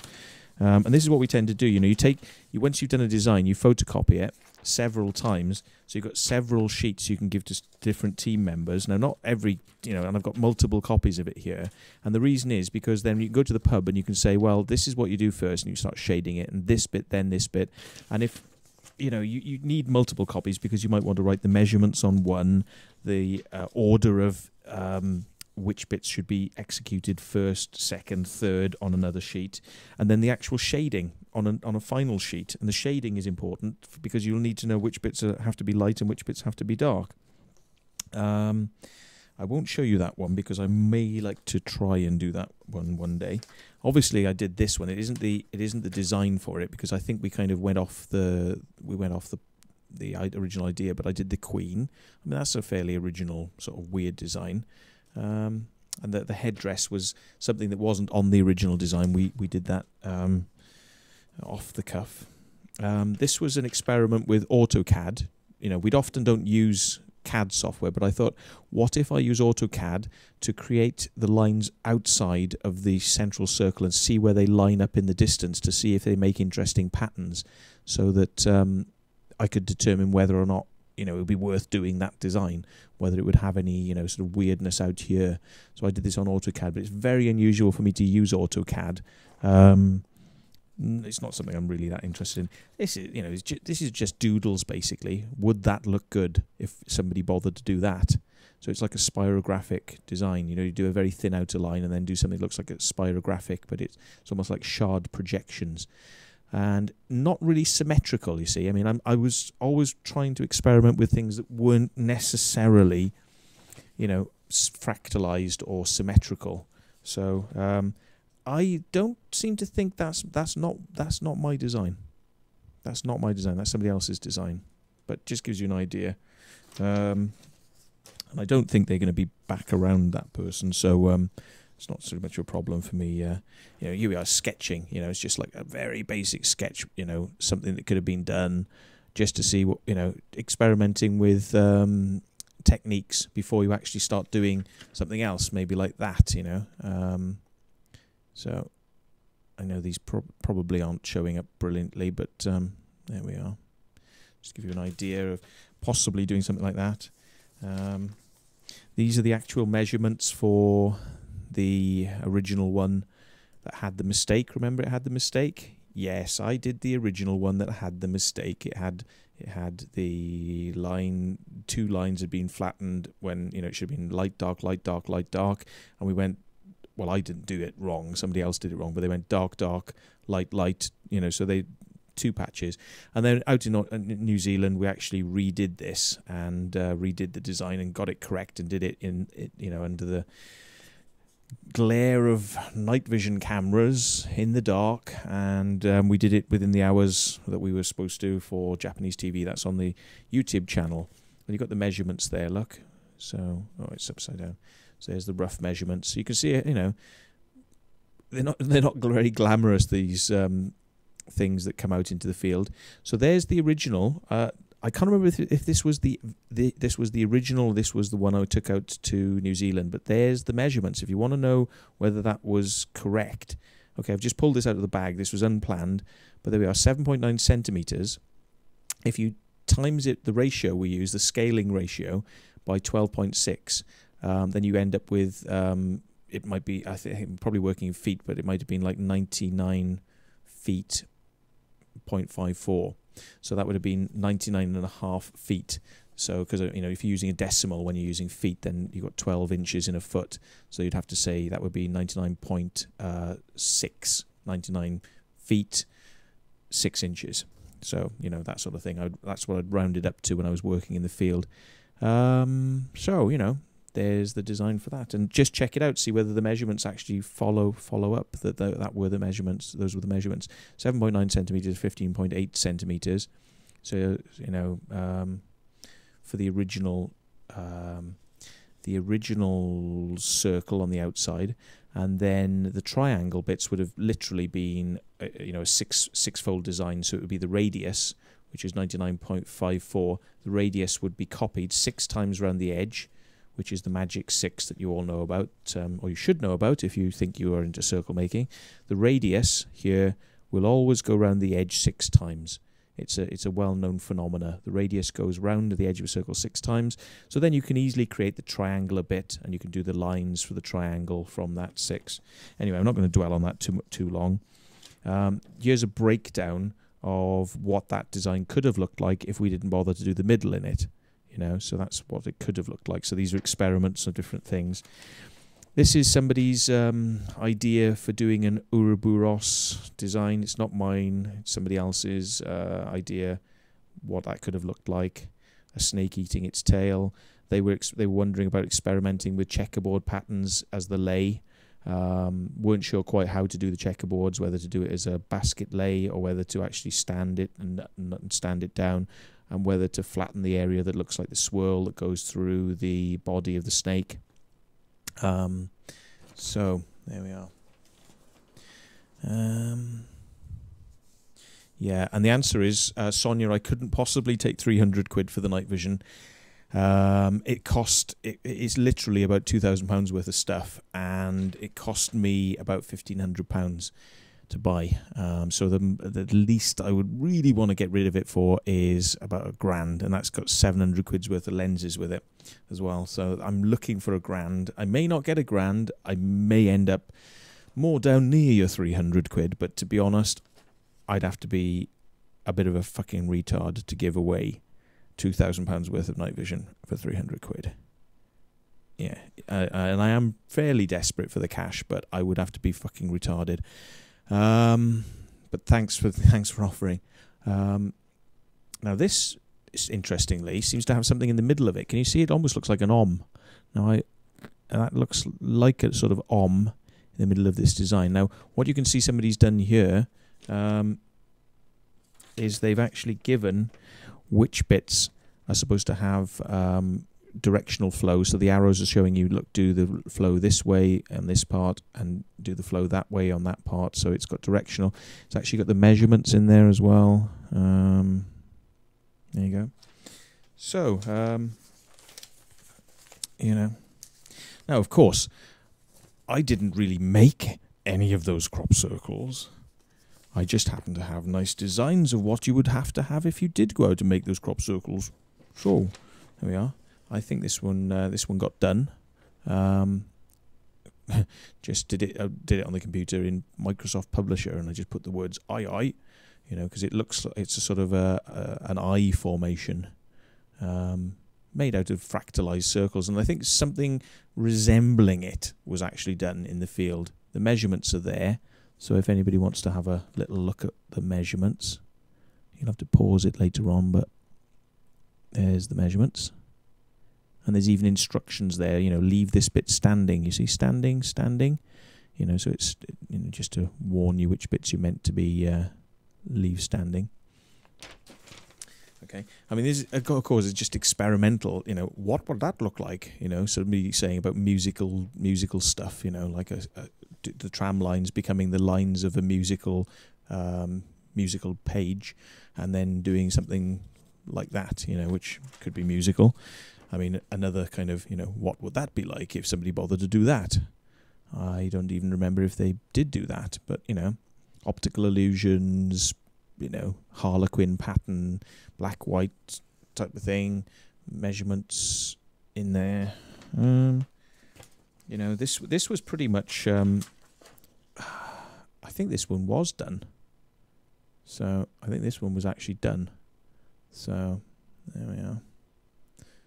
Okay, so this, I think this one's one of mine. It's an idea for like a scarab type beetle sort of thing. Let me see if I can get the focus going on this. Scaraby beetle, if you can see. Just different weird little ideas. They wouldn't be very hard to do, to be honest. You could do that on a small scale. This one's quite nice. Don't know why that I put it. There's like an eye in there somewhere, you know. Vortexy effect with some stuff, but you can see the little eye there, possibly. You know, could work.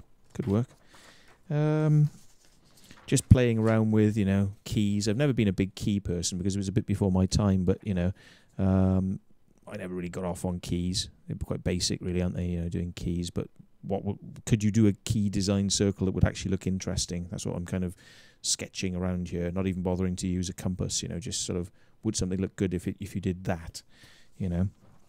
Back to compass work here. This is not too bad.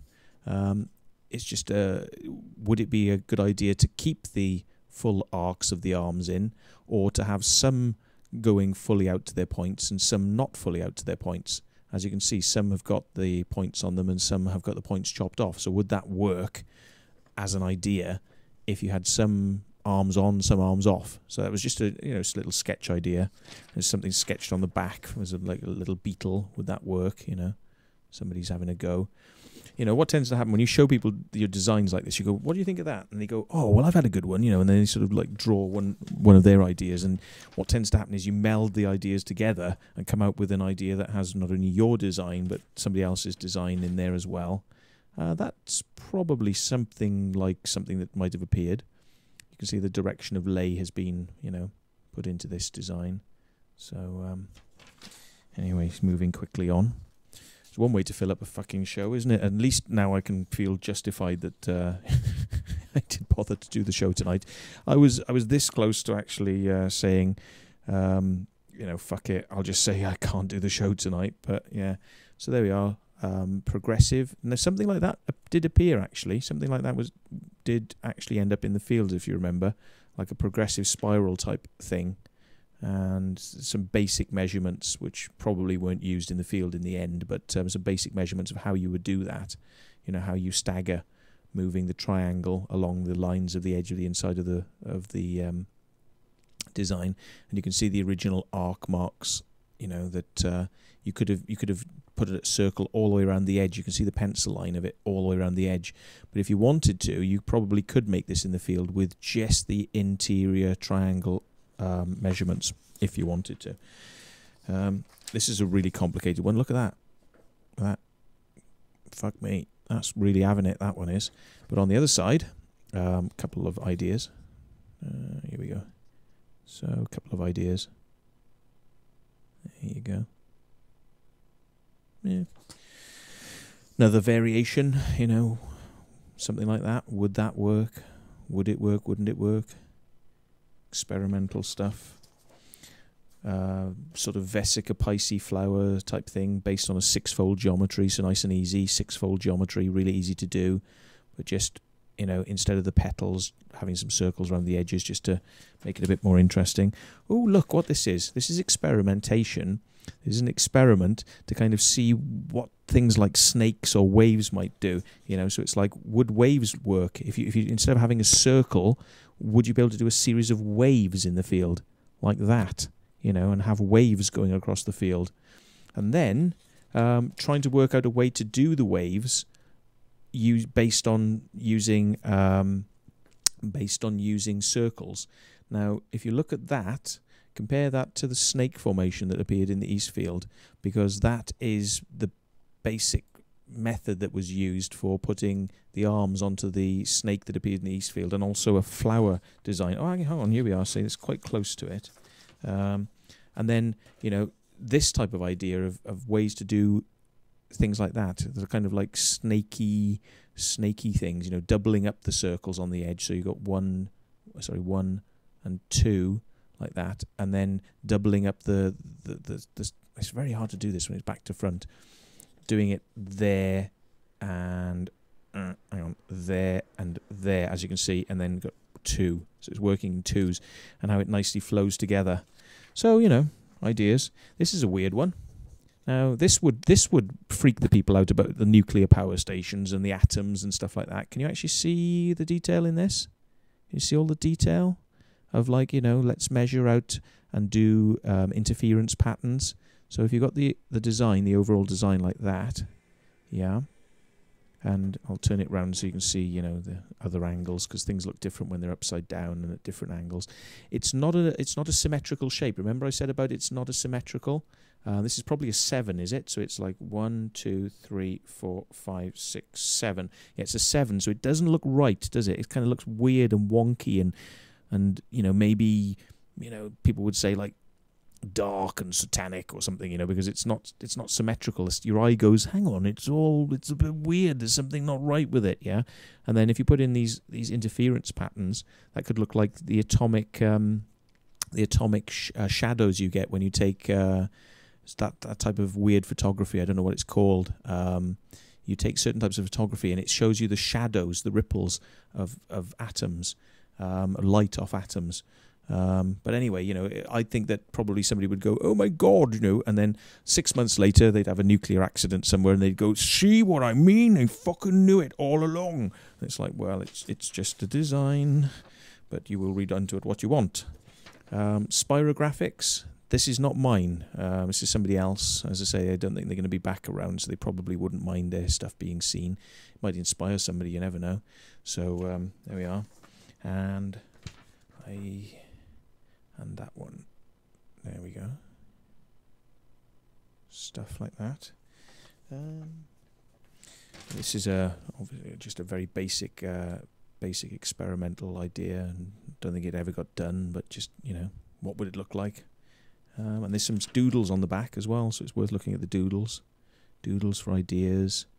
You know, there's more waves. Would waves work? You know, how would waves work, and whether it sort of is worth doing. Oh look, there's on the front of this page. Look, there's a little doodle of something that looks like a ninja star there. Look, you know, different ideas for a ninja star possibly. What else we got? Something basic, obviously never got developed on, but you know, would something like that work? Don't know. Blank page. Work in progress. A couple of blank pages. Oh no, there's something on that one, but again, not finished. Just something started and then probably had to go out. You see the marks have been made on the edge, but then nothing done. So, God, we got so many of these. Oh, I can't show you this one. That is just... You'd love to see that one. That should be done. Somebody should do that one. And if you see that one, you'll know why I won't show you that one, because that will fuck with people's heads on a serious level. That is a brilliant, dimensional, let's say, dimensional effect that has never been done. And it's a bit complicated and would take a lot of time to do it. But if somebody did it, it would have one of these types of effects that is, it's like never been seen before. People would go, that's taken it to a new level. I might come out of retirement one day to do something like that, but you never know. I don't know what this one ended up being, but it's got a lot of measurements to do with along the edges, so this has been subdivided. You can see here, it's upside down. It's been subdivided here into measurements so that, a field could be subdivided down into a set of squares. So, and we have seen formations like that. Not that they were anything to do with my designs or anything, but we have seen stuff like that. Now, this is a bit weird. This is a bit like Disney black hole type territory, What do you think of that then? That'd look quite weird, wouldn't it? That's really experimental. What do you think of that? Okay. I hope you're getting these. Are they good enough to sort of see? Because I know the quality kind of goes glitchy, when you're looking at these things. Hang on a sec. Let's have a little drink. It's quite nice. Look, different colour paper for a change, and using colouring pencils, which is something you don't see very often. Somebody's actually bothered to colour in this this design that could be done. Of course, now, if these appear, everybody's going to go, oh, well, that was a Matt Williams design. It can't be real. You see, so it's like, these probably will never happen now, even if they could. This is weird. Look at that. It looks like a bit like an owl. I think that was the idea. It's like something that is using geometry to kind of look like an owl. It's got a little tail that looks like its feet standing there. And then I've kind of gone into... I'm kind of thinking like Space Invaders or perspective, projection, if orthographic views, if you're into your architecture, making things that stand out in 3 dimensions. So it's like trying to show things popping out, but also trying to look like a creature. You turn it round, maybe it means something else, It could mean the sun coming in from the sky, and I don't know. But, maybe like a little Space Invader or something. Again, playing around with just... trying to be freaky, and I don't think it works here because I've just done too many lines and cocking about and just sort of given up on that one. But, until you play with things that shouldn't really work, they shouldn't work, but you play with them and then mix bits in, you'd never know whether they will work, and a lot of these ideas get dropped, and you kind of walk away from them. But, in the future you might look back on them and say, yeah, that could have worked, something like that perhaps, It's bizarre. And then it's like, what would it look like if it was like that? Would they appreciate it? Probably not. It could have been actually just getting the pencil sharpened, as well. Sort of squiggling around on the page, rubbing the pencil to try and sharpen it sometimes. This one's had some measurements put on it, so there we go. I think something... Yeah, that did appear. That appeared. That appeared. Look at that. That's got measurements of which bits were done in which order, direction of lay. Now, I can't say for certain that it actually ended up in the field like that, but that was the intention originally. So, and then scribbled on the same page is that, which is, Space Invadery again. And look, a little pyramid as well, even on the same page as well. A little sort of, could it be pyramid, pyramid between 2 Vesica Pisces. Oh, that's interesting. Look, yeah, I kind of get it now. It's got a circle. Oh, I can't bloody do this. It's got a circle there, and a circle there, and in between the two is a pyramid. Can you see it? I like that. Hang on. me see if I can get the light right so you can kind of see it better. Can you see how that works? I like that. That could work. That could have worked. Right, and we've got the BLT report about plant anomalies. That's in my file for some reason, for fun. These are all of these designs were taken by the police when they raided the house, by the way. They took the whole lot and they returned them all because I was only prosecuted for the one circle that I did. This has got Little Etchelhampton written in it for some reason. I don't know why, but that is Little Etchelhampton. And look, it's got some sort of magical symbolism type stuff going on in there with a triangle pyramid with energies going through it and, you know, different bits and pieces. So, you know, Little Etchelhampton, I can't remember if that was even done. Like I say, my memory is so bad, I can't quite remember because they look different. They look so different in the field to how they actually are drawn on paper. There's some of these that I've literally looked at them now and thought, oh, actually, yeah, we did do that. That was done, or somebody. No, I should say somebody did that one. Obviously, not completed. Something started but not completed. Ideas again not completed. Oh, look. Now that's I'm safe for certain. This is nothing to do with one that probably looked quite similar to this that appeared a few years ago. Nothing to do with that design or myself. So another artist out there has done something that could be seen as, you could say, maybe similar. And that's interesting how, you know, sort of people have similar ideas. Different types of Vesica Pisces. I seem to be fascinated by these eye ideas sometimes. Oh, this is an interesting one. Yeah. You know, sometimes when you get the inspiration, you'll scribble it on anything. This is some sort of times table sheet for, what is it? New change cancel, scheduled time. I don't know what that is, but it's a piece of scrap paper nicked from somewhere. And you've got this design, and I think that looks like something that might have appeared. Could be wrong. But anyway, it's got a measurement here of, it's showing you that if you do it, so it's kind of like almost ready to be done. So it might have actually been done, because once you start putting measurements in, you're obviously getting quite serious about what you're doing. So we've got the radius here is 100 feet. So obviously the diameter is going to be 200 feet. So the initial circle is 200 feet. And then what else have we got?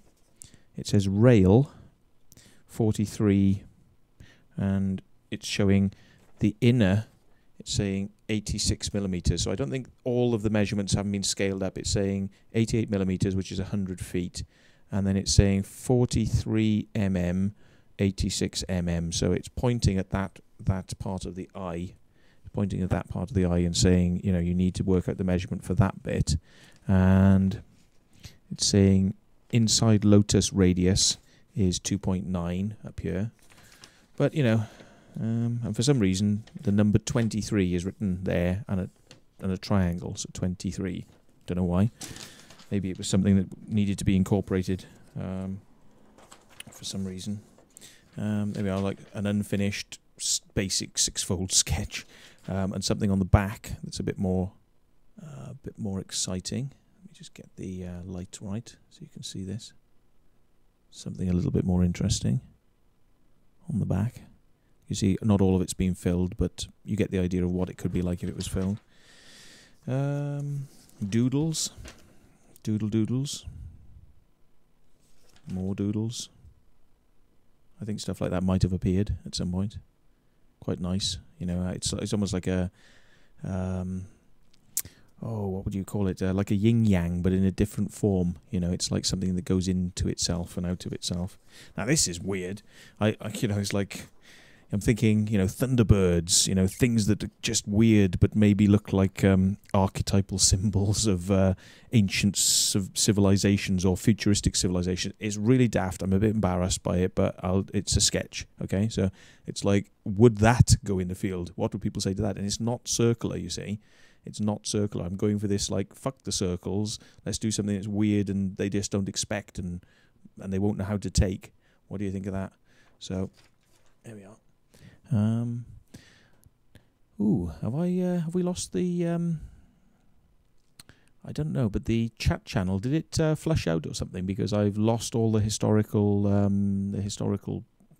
pieces of the chat. So let's have a look if we've had a net flush. No, we've got 18 users in the chat room. So don't know whether the chat room got kicked out or if you're having any problems viewing. So that's a nice one. I think something like that appeared. And again, you can see this sort of bone type idea was used in a different design. And then you've got the ninja thing. I mean, again, I'll state for the record, I was nothing to do with ninja stars or anything like that, but it's my idea of what I might do if I was to follow on from other people's or other aliens' ideas of ninja stars, you know, experimentation, and the same sort of experimentation there, this sort of like bone idea, 3-prong thing, you know. Does it work? Doesn't it? Who knows? There you go. So, just different ideas. Nice little star in the middle. Another idea. Basic, but needs filling. There's, you know, thousands of variations of ways you could fill these things in order to make it happen. So sometimes it's good to just... What you sometimes do is you'll do a design like this and you'll kind of sketch it out and then you'll photocopy it 12 times and you'll do 12 different shadings, 12 different colorings in, and then once you've focused on the one you really like, that's the one you'll go with. Now, that appeared in the field, and so, you know, and that's hasn't got measurements, but it's just showing the kind of the lay direction. This appeared. I know that this one appeared in a field, and this is so simple to do. I think it's only got effectively 2, possibly 3 measurements that you need. You've got the radius here to do a circle. So once you finish the radius doing the circle, you then stand on this edge and you take the tape measure to the other side and you scribe down until you meet what you think is a near center point and you stop. Then you go back over to this side of the circle, you take the tape that you've already measured to that side of the circle and you walk down again and then you stop. Then you go back up here and you do it again and you come down this side a bit more. Then you go up this side and you do it a bit more. And eventually you see where it's going to meet in the middle. And once you know where it's safely going to meet in the middle, you can actually finish that bit, go back up and walk to this side, you know, tape to that side and then actually scribe down and then it meets and it finishes it off. So you've got your outer bit.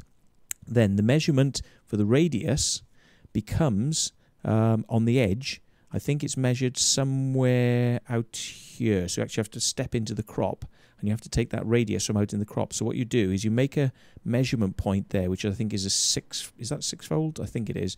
So you've got your radius, so you do your 6-fold measurement around here. So you've got 1 point, hang on, let me do this, 2 point, 3 point, 4 point, 5 point, 6 point, or something like that. So I've done measurements down here, so there is that's a third measurement then. So we've got 1 measurement on the outside. The second measurement is the edge. Then you've got to put the posts in, so those are your third measurement. And then I think the radius is reusing the first measurement. You're reusing the first measurement, so you're still on 3 measurements, okay, at this point. Then you have to walk out into the crop there, which you do by making a triangulated measurement, which you can see from my mark down here. So you could walk out and you could basically make a triangulated measurement between, say, that point and that point. Find your centralized triangulated point, stand there and do the radius there. Okay, so that's measurement 1, radius, that was used to make the outer circle. And then you do, see there's a little X there for where you've got to stand again. And then you do that and you've got, you know, alien face. Super simple to do. And, you know, that's why I liked it so much, because it was just so super simple. You know, just from a couple of measurements, you can make the alien face. And this one, I believe, appeared in the East field. And it's a 5 and a 6. Okay, it's a pentagram, which is 5 sides in a 6-fold geometry. So it's forced and squished. A 5 is forced to fit into a 6. It gives you this pyramid up here and, you know, yeah, a bit weird. So that was the meaning behind it. Anyway, it was a 5 forced into 6 for some reason. Just thought it'd be different. Little ideas. This was the one I got in trouble for, the 7-fold star. You know, That's the one which it got burnt for some reason. I don't know why, but that's an aerial photo of the one I did for the News of the World. That was a daytime demonstration showing interference patterns. The footage is on YouTube if you want to go and see it. This is ideas, sketches for the Gazette and Herald. If you look for the Gazette and Herald crop circle, you'll find it on Google. You can probably Google Gazette and Herald crop circle. And this is just sketch ideas I had for what I was going to do with the fonts and how it would work with. I was going to do a G and a H like that in 2 circles. I was going to do the, let's get it like that, the G there, the H there, and smaller set of concentric circles and a bigger set of concentric circles. This is just sketch ideas, you know, and then me experimenting with fonts, which are a bastard, to be honest. Like, what are you going to make a font in a field? What's going to be the easiest way? So I'm experimenting with font types I could possibly use, but I'm only using a pencil there, and obviously I had to trace that into something I finally did use in the field. Even more ideas there. And I think I actually went for this one, the G-H, like that, G and H, but the and is in the middle in a circle. So that was kind of a forerunner of what I actually did for the Gazette and Herald logo, which was done free of charge, no money, you know, just to be nice to the Gazette and Herald. God knows why, but there's a design idea. What does this say? Italian Circle 2006. That's possibly the one, yeah, that I went out to do in Italy. So I've scaled it up. Italy 2006. You can see I've got multiple copies of the same thing, so I can hand them out to team members, so that we know what we're doing. Right, we're gonna have to delve into my happy bag of circle making fun here. Gazette and Herald, ideas, things. Hang on, is it just me or is my? Is that back to front? Why is that back to front? It is back to front. I'm actually drawn on the G and the H back to front for some reason. God, I'm an idiot. It's upside down. What a fucking hell. It's upside down. It wasn't back to front. It's upside down. There you go. Right. Just goes to show. Right, it's a bit of a daft idea here. It's a dimensional thing. I'm like, you know, well, they're doing these 3D crop circles and they're trying to like show dimensions. So what if we actually do something that actually shows like some hollows, a hollow in the field, and you can actually see the dimension going through the background. So it's almost like you're looking through the field into something in the distance. You see? So just a silly idea I had, you know, see if it would kind of work. I don't think it would work because you'd have too many large area of spaces unfilled, basically. So I'm not sure whether that would have worked. You never know. Never know. Right, let's go into Santa's sack of crop circle fun. There we are, some stuff that I did in New Zealand. That was an off-the-cuff design. We didn't even have a design for that. We just did that straight out of my head. This is the replication of the... That's the replication of the one you saw earlier on. There's a photo of me from a newspaper saying, you know, he did that. What a wanker. So, don't know what those things are. We got crop circle yearbooks from Steve Alexander. Very nice. I like his yearbooks. Great photography. Always a pleasure to look at. What else we got? Did this ever appear? I think something similar to that appeared. Don't know why I have that design in my in my bag of goodies. This is just experimentation with the idea for magnetic fields, which is nothing to do with me. Okay, magnetic fields, not me, but just experimenting with what would you do if you were to design magnetic fields type formations. How would you do it? You know, what would you need to be working with? This appeared. There's measurements on this one, look, okay, for those who might be interested. Don't know what the measurements refer to now. I'd have to go back and work it out. Tells you which bits have which lay, and then on the back it's got that, which somebody's drawn for some reason. So I don't know whether that appeared in the same year. Have a look at this. Ideas that somebody then had for doing rays to represent the sun or something like that, you know. This appears in the Circle Speak video, as this is the design that somebody ended up doing, but without the dragon head on it. I don't know why the dragon head was put there. Like somebody's put a little grey alien over in the corner, a dragon head, and they did that design. Now, I just brought this out of my bag on the CircleSpeak video, just as a chat piece, really. Just going like, here's a design. I don't think that'll ever appear in the field. It only went and appeared that year. The CircleSpeak video actually came out several months later, when all of the researchers had started to proclaim that formation as real. And that is in the CircleSpeak video. You can actually see that it was predicted by somebody who happened to have the design in my possession. Weird. Not my design either. So there we go. This is the R logo I told you about that we did for Linda Moulton Cow. Linda Moulton didn't like this very much. I thought it was quite complicated, to do a bloody oval. Ovals are not easy to do, and to do the R letter like that, we didn't get the R absolutely perfect, to be honest, but it wasn't far off. It was bloody awful crop. It was very, quite thick, you'd say. This is one of mine. Here we are, look. It's one of mine. Remember that? That appeared near Lockeridge. That was a Matt special. This bit had been done, and then Matt said, but we've got to make it weird. We've got to make it weird, so let's do something like boo, boo, boo, boo, boo, boo, boo, boo, boo, boo, and make it go off like a palm tree or like a firework, and make it like energy. So maybe the energy is coming out of this thing, or maybe the energy is going into this thing, and this, that was general sort of idea. This was the cat's eye Vesica Pisces type thing, they call it. And even back in those days, look, I mean, here you go. Even back in those days, there's the combing marks from boards. You see? Comb marks.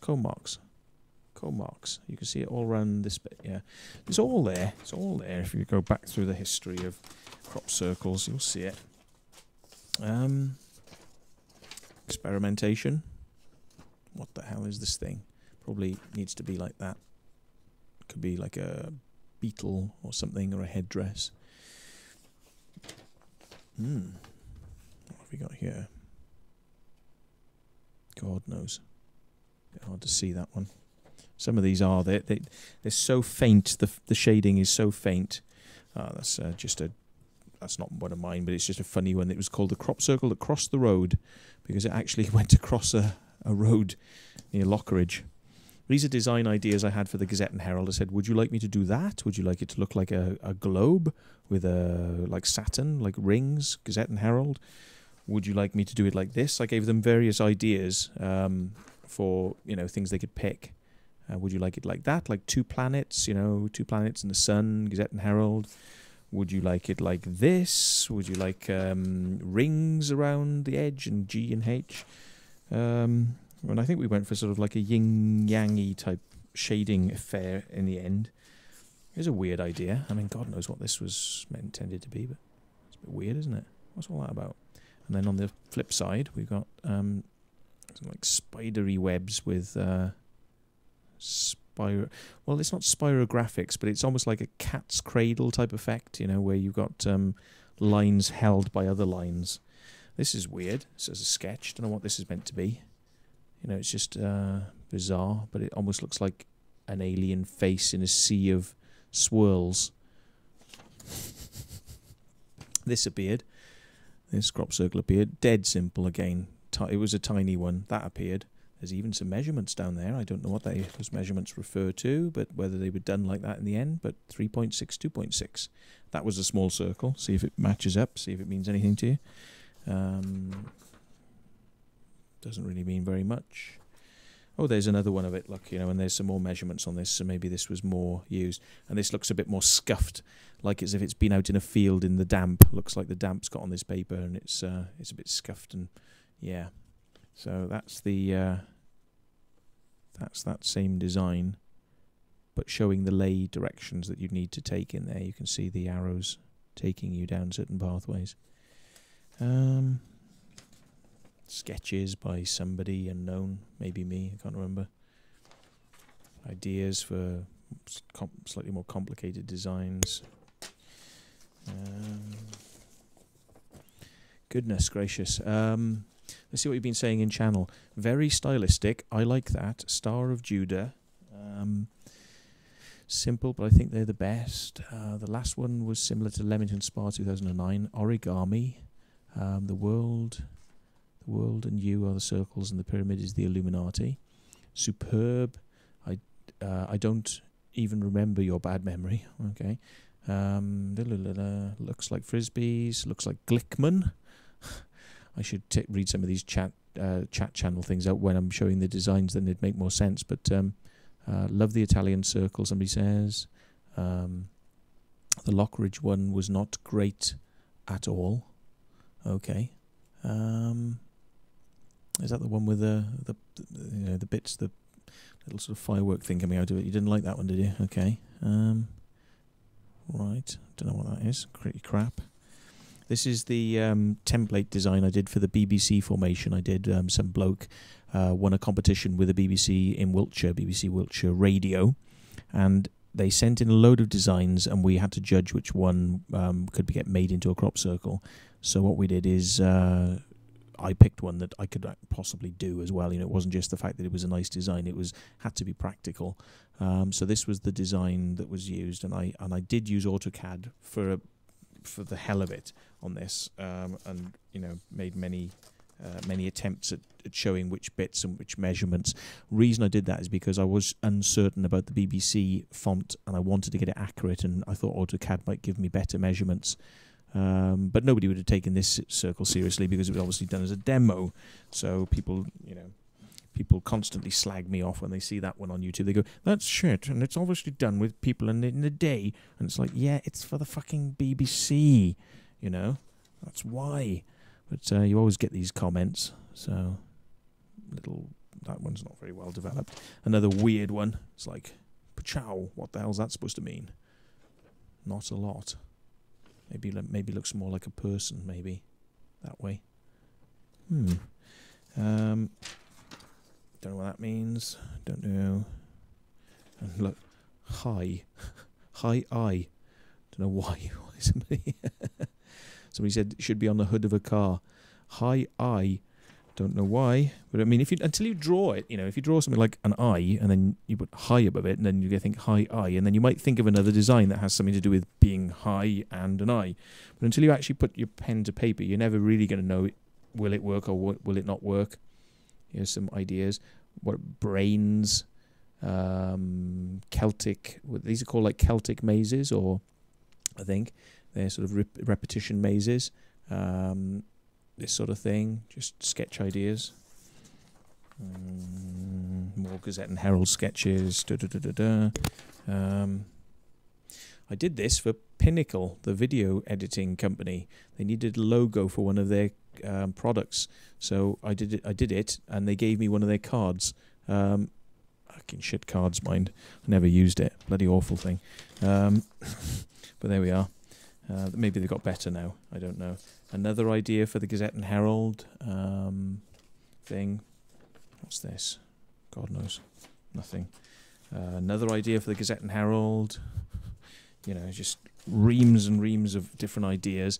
That's the sketch I came up with on the spot in New Zealand for the, you know, the one you saw earlier on. That's the kind of idea I sort of came up with on the spot just before we actually made it. Probably won't be able to see this one. It's got measurements on it, but you probably can't see that very well. It's almost got like a nuclear thing in the middle. So I mean, that would have gone down well, wouldn't it? Nuclear. You see, nuclear is a danger sign, you know, and you put something nuclear in the fields, people will find the way for it. This is an element. It's one arm element. It's an experiment to see how to do that. If you replicate that all the way around, then you end up with what appeared in the field, which was the formation that has this kind of thing that looks like an arm holding a ball. And in one of the designs, the balls weren't there, and it was a bit cocked up. And then in the repetition, where people went back in to finish that circle the way it was originally intended, those balls were there. So this is just showing you as an expanded view how the measurements work, which points you need to be at for that particular design. So there you go. God, you're getting it at high speed tonight, aren't you? It's like the whole history of. Oh, here we go. There's the actual measurements on that one. There we are, measurements. And you can go into the field and see whether those were pretty much accurate. Do you know, I've got a funny feeling those measurements are going to be more accurate than anything by Michael Glickman, more accurate than anything by Oliver Moriel, or all these people who go out there with their things. You know, these are the accurate measurements. Okay, so work by this and see whether this works, because this is the measurement that was used by the circlemakers. It ain't going to get much more accurate than that. Brings me back to a funny story where Michael Glickman was telling somebody who made T-shirts that were actually made from the actual designs that circlemakers did. And Michael Glickman went up to this person and said, "Oh yes, I like your T-shirts. They're interesting, but you really should get somebody that actually knows how these designs were done and gets them accurate, because your stuff just isn't accurate, you see." And this person just went, "Fuck off." Because obviously the designs that the circlemakers used to make the circle are going to be a little teeny weeny bit more accurate than Mr. Glickman's designs, which he's done by looking at fucking aerial photos.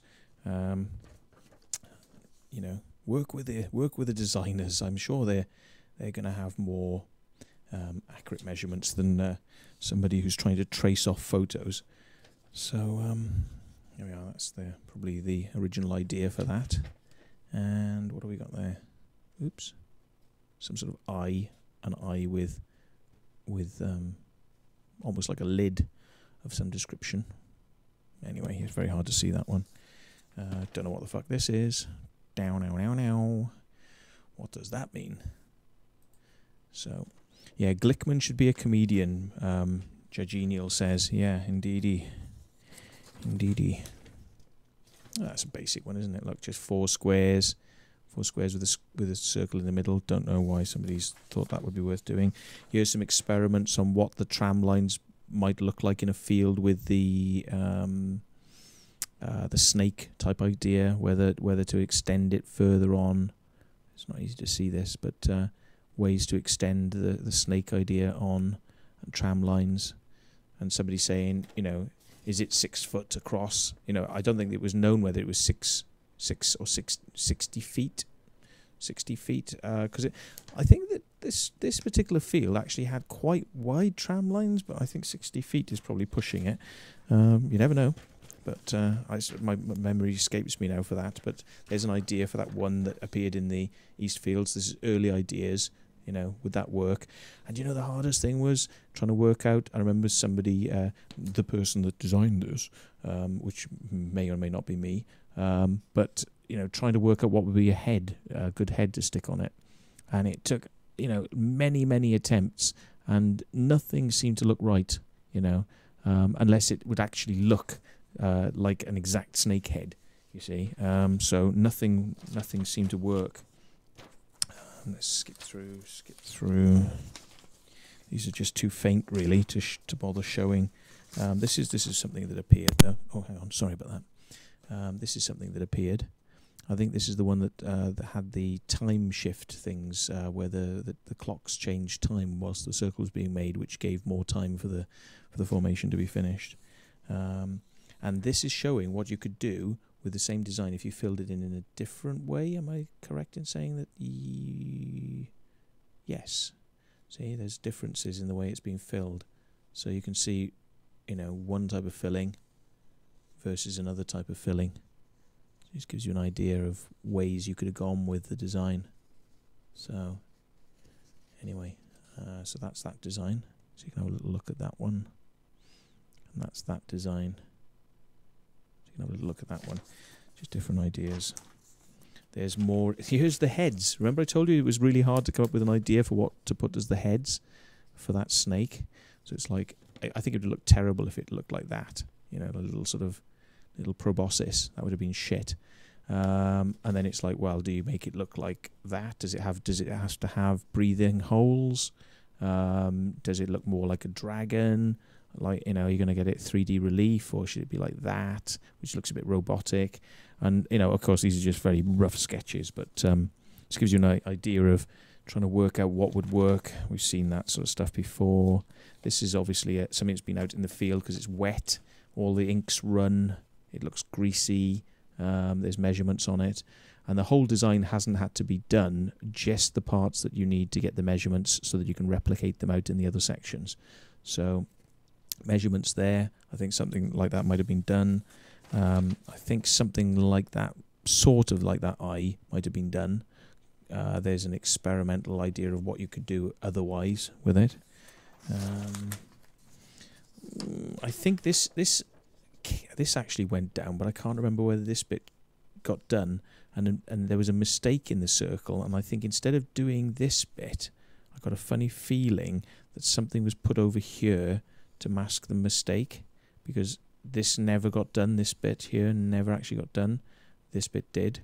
But the original idea was to have two bits like that for some reason. Again, non-symmetrical, something that is, you know, getting you away from that stuff. But I don't know. Here we are. You can see that one. An idea that's almost like the RCA logo, you know, with like lightning things coming out from the center point. There's an idea on the back for something. It's very hard to see. Can't see that. It's just not worth it. Can't see that. Ideas for shading on that other one that didn't quite appear that way because this bit was never done. So that's the shading idea. So you probably recognise it now. Another idea for the same thing. You know, another idea on that theme.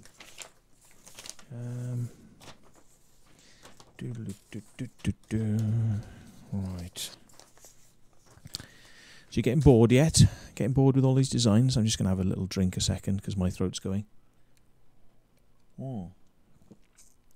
Yeah, somebody says a little bit nuclear. I'm not sure on... well, somebody says stunning, so obviously still awake. God, we're on 10:30. It's making this a full-length show, really, isn't it? Okay, there we go. Almost looks like a piano of some description. Now there we are. Me saying I've never done coded stuff, but I bet you that I probably wasn't actually meaning a particular code in here. I was just playing around with, you know, alternating. And the chances are, with me, what I probably would have done is I wouldn't have actually put a code in at all. I would have just randomized it, and somebody would have said there was a code in there when there, in fact, wasn't, as far as I was concerned. Here we go. Here's a different set of shades on the same design. So, you know, you got this one, which has lots and lots of light, dark, light, dark, light, dark, and this one, which has less. So it shows you what you can do if you do less, as versus that one. Okay, these are all a bit boring. They almost look like stuff you've seen before. Experimental, you know, nothing fancy really. God knows, sketchy almost. Don't know what this was ever going to be. It's quite weird though. Oh, look at that. What's that? What was that ever going to be? A person? A hand? A tree? What was that ever going to be? You know, why did that not that transmission from Alpha Centauri never came through properly? You know, resend. It's an alien clock, somebody says. Yeah. There are more experiments with weird little ones. Dear. There we are. This is something I did, which was just a mess, basically, to see if anybody would take a mess seriously. They liked it. It was a weird mess. They liked it. Yeah, right. Skipping on through some of these, because you've seen pretty much all this sort of stuff before. Here's a different one. Different little idea. What do you think of that then? Different. Here's some weirds. Quite a few on a page. Some radiation stuff again. Look, atomic energy. Yeah, this would have been, these designs would have been done, I would say, 10, 15 years ago. You know, maybe Chernobyl had happened, and you know, we're kind of trying to get people's attention towards Chernobyl and stuff. And look, here's me criminal charge sheets for you know, getting done. And they found psilocybin mushrooms in my house. Hang on, was it methylenedioxymethamphetamine hydrochloride, otherwise known as ecstasy. They found fungal material containing psilocybin, class A drug. That would have been mushrooms then. Then they had a number of impregnated squares, which were lysergide LSD. They lysergide, not lysergic acids, lysergide, class A, and then some other stuff which was crossed out, which they didn't bother with. Anyway, you know, that's what happens when police come to your house with crop circles and find shit. Anyway, all very, very boring. I won't go into that. This is actually a drawing from Mr. Michael Glickman. This is actually the hand of Michael Glickman. Somebody said, would you like a Michael Glickman thing? So look, he has actually written, that's his handwriting, and it's to do with pi and the thing of a circle in pi, and it's to explain how, so what it says, diameter of 240 feet was actually reported being 250 feet-ish. The perimeter, the distance around the edge, is calculated by the formula pi times the diameter equals pi equals 3.14. If you times 240 by 3.14, the answer is 753-ish. In other words, the distance around the edge is not 60 times 4 feet, which is 240 feet, but 753 feet at least. If you divide 753 by 60, the answer is about 12.5 feet. Remember, if you're putting 60 marks around by, I don't know what the fuck he's on about, but, you know, taking it far too seriously, I'm sure. Don't know what that is. There we go. Should we dip into the bag? Have we got time? Okay, we're doing, we got 10:30, so we're going to do a 3-hour show. We got another half an hour. Don't know how thin we're getting on the ground for designs now. Into magazines. Stuff I've been in magazines at some point in the past. Other ideas for the arm design with the ball is whether to have the ball actually inside a circle there and not as a curved arm going around, coming back and holding the ball here. So, you know, it gives you ideas, other ideas of ways it could have gone. Can you see up here, it's an idea of whether you have a hand. You know, it's like a hand. I was trying to get, you know, is it a hand holding on to the ball, or like an alien hand, like a flipper or something like that, you know, trying to sort of think of ideas that would have been interesting. Some measurements on this. So, designs, I'm just skipping through them quickly. You can see the concept of trying to get this hand thing working, you know. What's it going to look like if it's done? Does it need a hand and all that? Seen some of these before. Oh, that hasn't been seen. It's just a basic look. It almost like, well, it's a radiation symbol of sorts, isn't it? Yeah.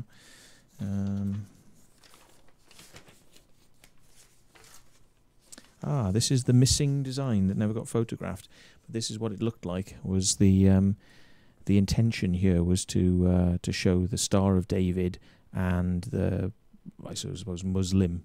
I can't even remember now. Is it Muslim or Palestinian or something like that? Trying to show these two cultures getting on by their circles entwining and having sex and babies together, you know. So that was actually done by somebody. Let's put it like that. That was taken out into the field because it's got mud on it. So another little design. Wouldn't it be nice if somebody actually had some photos of that one, though? Because, I mean, it was like, you know, they had to take one out that was a real peace symbol. But there we go. Oh, we've got some different stuff here. This one has got some measurements on it. I think it's been done in Publisher. You know, Publisher's been used to do this. It's not AutoCAD. I think it's just Microsoft Publisher's been used to put thicker lines on. You can tell that because the lines don't join up properly at the ends, like there. And yeah, you know, it's definitely done on Publisher. Okay, what else we got? Skip through some of these. BBC stuff again. BBC formation. I did do quite some detailed AutoCAD stuff with this. Just broke it down into different varying forms. The BBC logo thingy, you know, and you can see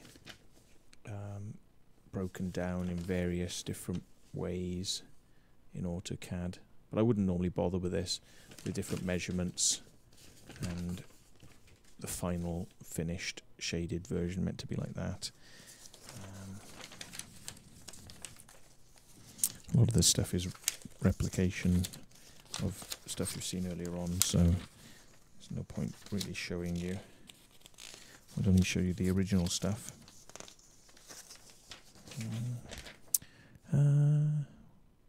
Something like that appeared. I think it wasn't necessarily,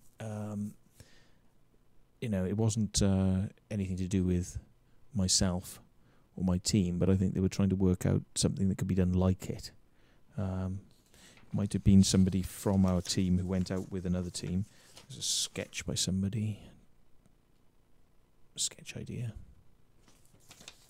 There's a different one. That's quite nice. Little ideas.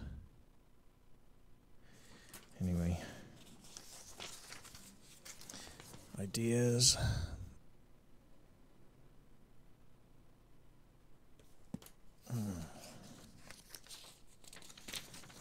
God knows why I did this or something like that.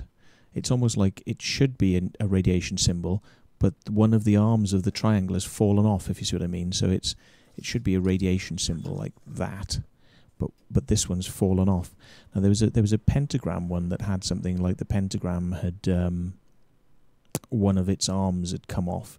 So I kind of thought maybe if you move this around so it looks like that's fallen off, then it's like something is wrong with radiation. You know, it's just bizarre the way your thought processes go when you're designing. Oops, fallen on the floor. That's attempt at some sort of 3D, rather pathetic 3D idea where it's like, could the triangle come in and out of other circles or spheres? Would it look cheesy? Yes, I think so. So that one wasn't developed on. So we've got some other ones here. This is quite a nice one. Oh, wrong one. Just on the other side. It's quite an interesting, again, non-uniform stuff. You know, bizarre shading, just going crazy basically. There's some rhyme or reason to it, but it's hard to work out what. It's a bit more symmetrical if you hold it like that, look, yeah. But what's the rhyme or reason? A bit like the Queen, you know, it's got its own logic. It doesn't make perfect sense. So, oh God, somebody's gone bizarre on this one. I think that somebody else is sketching ideas there. Just trying to get some inspiration from something. Looks like a bit of a forest almost. Oh, can't show you that one. That'd be good if that was ever done. Oh, there's that by somebody. Don't think that's not one of mine. Don't know about that one that's just fallen on the floor. Oh, this is reminiscent of something similar to one like I did, but have a gander at that as an idea. Not my idea, I don't think, but could be interesting. It's almost like a religious thing, you know. If you go to a church, that's I'm sure that's sort of like Christian or Catholicism or something. They tend to use that type of symbology.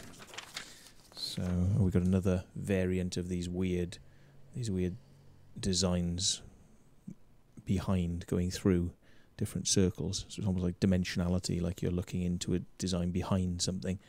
That type of idea again. God knows whether that was worth... that one wasn't worth much. Oh, there's a good one on the back of it, though. Have a look at this one. That's not bad. Quite weird. Stepping square, stepping in, and then, you know, patterns on the outside which would make people think there's some sort of number or a meaning or, you know, something going on the outside. But not necessarily. Not if I had anything to do with it. Nice little different shading of the six-fold stuff. Shading idea of six-fold stuff. Oh, there's a nice one on the back as well. That's a bit bizarre. I think something like that might have appeared. It's got a five-fold pentagram. Can you see the pentagram there? Pentagram inside a triangle, as it were. Can't show you these perfectly because the light is bleaching it out a bit, but got to show you them at a bit of an angle. If I point the camera up, will it help? There you go. So, moving on. This show's either got to be the most exciting thing to circle makers or people that are interested in making circles, or it's got to be the most fucking boring thing on the planet for somebody who isn't interested in crop circles. It's going to be one end of the scale or the other, really. You'll either love this show or you will find it 3 hours of complete and utter fucking tedium, and you won't understand any of the motivation behind why somebody would want to show you little sketches like this over and over and over. But it is a part of history, and you know, I've thrown my hat in. So you know, it'd be a shame really for some of this stuff to kind of go unnoticed, because they were ideas at the time when we were doing stuff, and I might have even done work with other teams, which hasn't even shown up in here, you know, but the motivation to do certain ideas and designs might have come from things I was doing, working with other teams on their designs, of course, which I don't have the paperwork in my file to kind of show other things we were all working collectively towards. Because if it was my design, then it would be in my file. But I might have had collusion to work with people that have put stuff out there, which is going to be in their files, you know. So that's an interesting one. Different. What's that one? No, a bit boring. Bit boring. What's this then? Ah. Can you see what's going on there? An octopus idea. Could you do something with hundreds and hundreds of circles that was like an octopus? Might have been fun. Yeah. Let's have a little look. Oh, look, this is the eye sort of thing, like elongating the eye again, left and right. Trying to use the idea of putting different arms on the ends of these, like blades. So it's like, you know, ninjaing out again. And these blades, look, they come in. Can you see they come in? These blades go out. Those blades go out. Should get the light a little bit better, really. It's a bit shat. Let me see if there's a way to do this. It's maybe better. A little bit better. But can you see the blades here come in, and the blade there comes in, and these blades go out, you see? So it's alternating. Could have looked quite nice if shaded in, that one, I think. It could have been a weird one. Let's have a look. What have we got then? It's one of these sevenfold star things I got done for. You know, that's all history now. That's one of the old... it says completed for some reason. It says completed. That appeared over 2 nights. This is... I don't know if something ever appeared like that. I can't remember now. I got a really bad memory. and people they've attacked me over the years and said, like, you know, oh, but surely you'd know that you did this. And it's like, well, I can kind of remember, you know, certain bits of certain designs and working with another team on a design, and then I have it in my head that did we do that or did we not? And I can't always remember. So, but that's why I'm probably not the best person in the world to be a spokesman for circle making, because I haven't got the brilliant memory to back it all up, and I can't tell you which time or which date, you know. So it's like 3D, does it work? Would it work? I think I was trying to go for something that looks like Blake 7 as well, like a Blake 7 type logo. Because am I right in saying that Blake 7 had something that sort of came out at you, that logo? That's the News of the World demo thing. Just stuff for 5x6 designs. The idea behind it. It's very so simple, to be honest, that you wouldn't even really need measurements, I don't think, to do that. You know, it's all there. It's all there. The measurements are there. All you've got to do is stretch the tapes out to the 6 posts around the edge, which you've got your radius measurement for when you start anyway. So really simple. There's that. I think this one was created because we've got loads of sheets here on this one. So that's the finished sheet. That's the measurement sheet. So, hang on. So that's the measurements there. You might want to check if these measurements are accurate. 91 feet, 51, 62. That was the finished design. That's a breakdown of the lines. So, yeah. See what I mean? I always tell people that we write in big. We don't write in biro. We write in often in pen. Well, sometimes you write in biro, but you've got to use a little torch then to actually be able to see what you've written. But if you write in nice big thick pen like that, it's easier to see without even having to have a light on once your eyes have adjusted to the dark. Ooh, what's that? Recognise that? That wasn't quite intended to have a basket weave, that one. The basket weave was something that was done off the cuff on the night. And, yeah.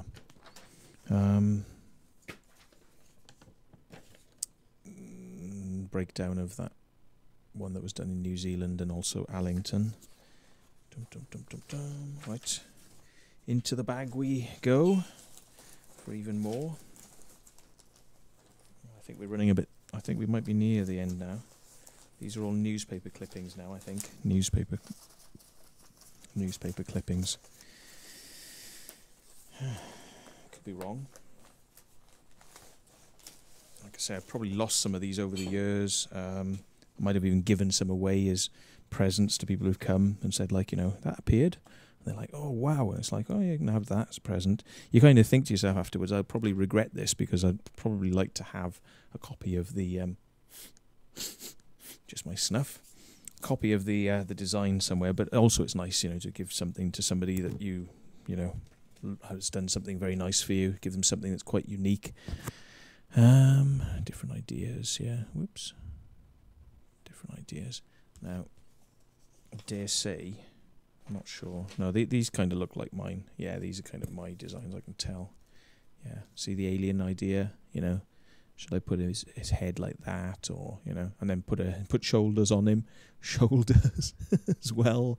Does it work? You know, it's kind of like very sort of Mars Attacks, isn't it? You know, when you have the whole shoulder thing working in there as well. Little design ideas. Okay. There's one on the back. Design idea. Design ideas. Wrong way. Let's have a look. God knows what we're dealing with there. No, don't know. Right, there's this as an idea. Can't remember if that was done or not. It might have been. I literally can't remember whether that was done or not. Design idea, quirky. It's on a scrap bit of paper. It's probably done somewhere like in a pub or sitting in a car bored. on Nap Hill, you know, waiting for the aliens to land, you know, designing a few crop circles whilst you're bored. And we're running thin. We're running very thin. Oh, hello. What's this? A few more. It's not in any particular order, all this stuff, you see. So this looks like it's been out in the field because, again, tatty paper. It's been put in and out of... That's what makes the paper so tatty, is because it's damp at night. You put the paper in and out of your pocket 70 times, you know, to look at the measurements. And it ends up having these, like, these marks on it, you know, where you get the dirt from your pocket on the paper. And you get tatty edges, frayed. You know, you could see this is definitely seen some action. This, and it's got measurements on it as well, look. 44, 47, 50. And it's got numbers up here saying 3, 4, 22, 23.5, 25. So these are different measurements, and it's got 8 up here. So I think some sort of CAD software has been used for that, but, you know, I find it a bit bloody hard, and it takes a lot longer to get the CAD software up and running than it is to just bloody do it by yourself. Oh, yeah, look, somebody once gave me some photos of Sir George King of the Atheist Society. But I'm not feeling a George King coming on tonight. But there we are. And another one of George King. Yep. I don't know why I'm showing you those. I'm not a convert of the Atheist Society, but just happened to see some weird photos of George King in my bag of stuff. Wiltshire Constabulary. Letters telling me why I'm a bastard and should be criminally spanked. Changes of bail. Changes of bail. Da da da da. I think I'm coming to the end. Oh no, something. Sketches. Sketches.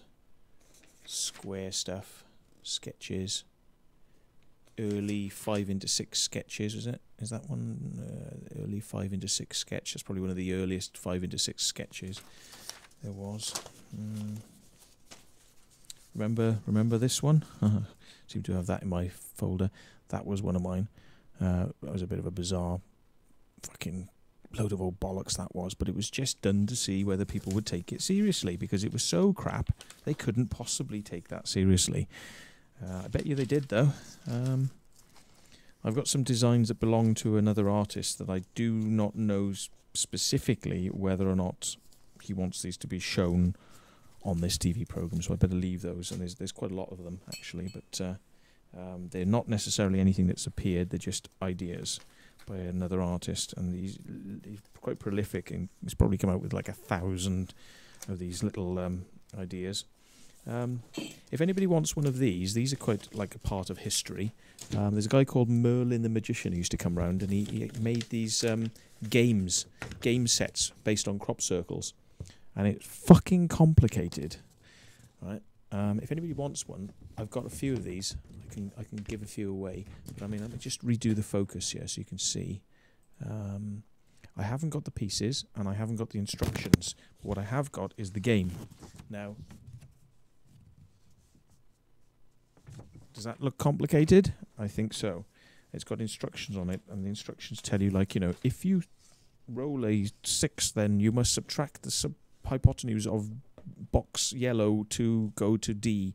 And in the middle, it looks like you got Stonehenge, and you've got different equinox measurements and constellations around the edge, and, you know, different constellations these ones are, and they've got the constellation marks, and they've got different colours. And it says things like, if you land on this one, you get like conjure 1 water card and 2 blueies. Disappear into the wizard box from your cue box. Yeah, right. And cast a negative star spell on any ley line position, 1 to 7. 23 to 31, conjure 1 air card and cast your druid son and altar into the cue box position. What the fuck are they on about? I've never really understood like Dungeons and Dragons games, you know, where they kind of start like rolling dice and subtracting and adding bloody things. I don't know. It just doesn't really resonate with me, but sounds like Agent S is out there somewhere. Here's some doors slamming, so she's around. She might come in and wonder what's going on with the show, wondering how the fuck I've managed to keep it going for 3 hours. What else we got? I think we're about at the end now. It's a little secret, some sort of something in. Somebody's done some printouts. Don't know what all this means. Oh, some crop circles that have appeared. Oh look, there's a photo of the one that I told you I had in my file. Remember this one up here? Quite basic. I said it was very small, but it looked quite nice when it was done in the field. It looked quite nice. Don't you think? Different? Yes? No? Oh well, there we go. But there we go, and there's the police helicopter on its way outside the window. And I think we're at the limit of this bag, really. There might be some more in there, but I'm going to be scratching the bottom now. So there you go. Right, let's see what you've been saying in channel and catch up with that. Give me a second. I just need to move some space because I can't move with all this stuff on the floor now.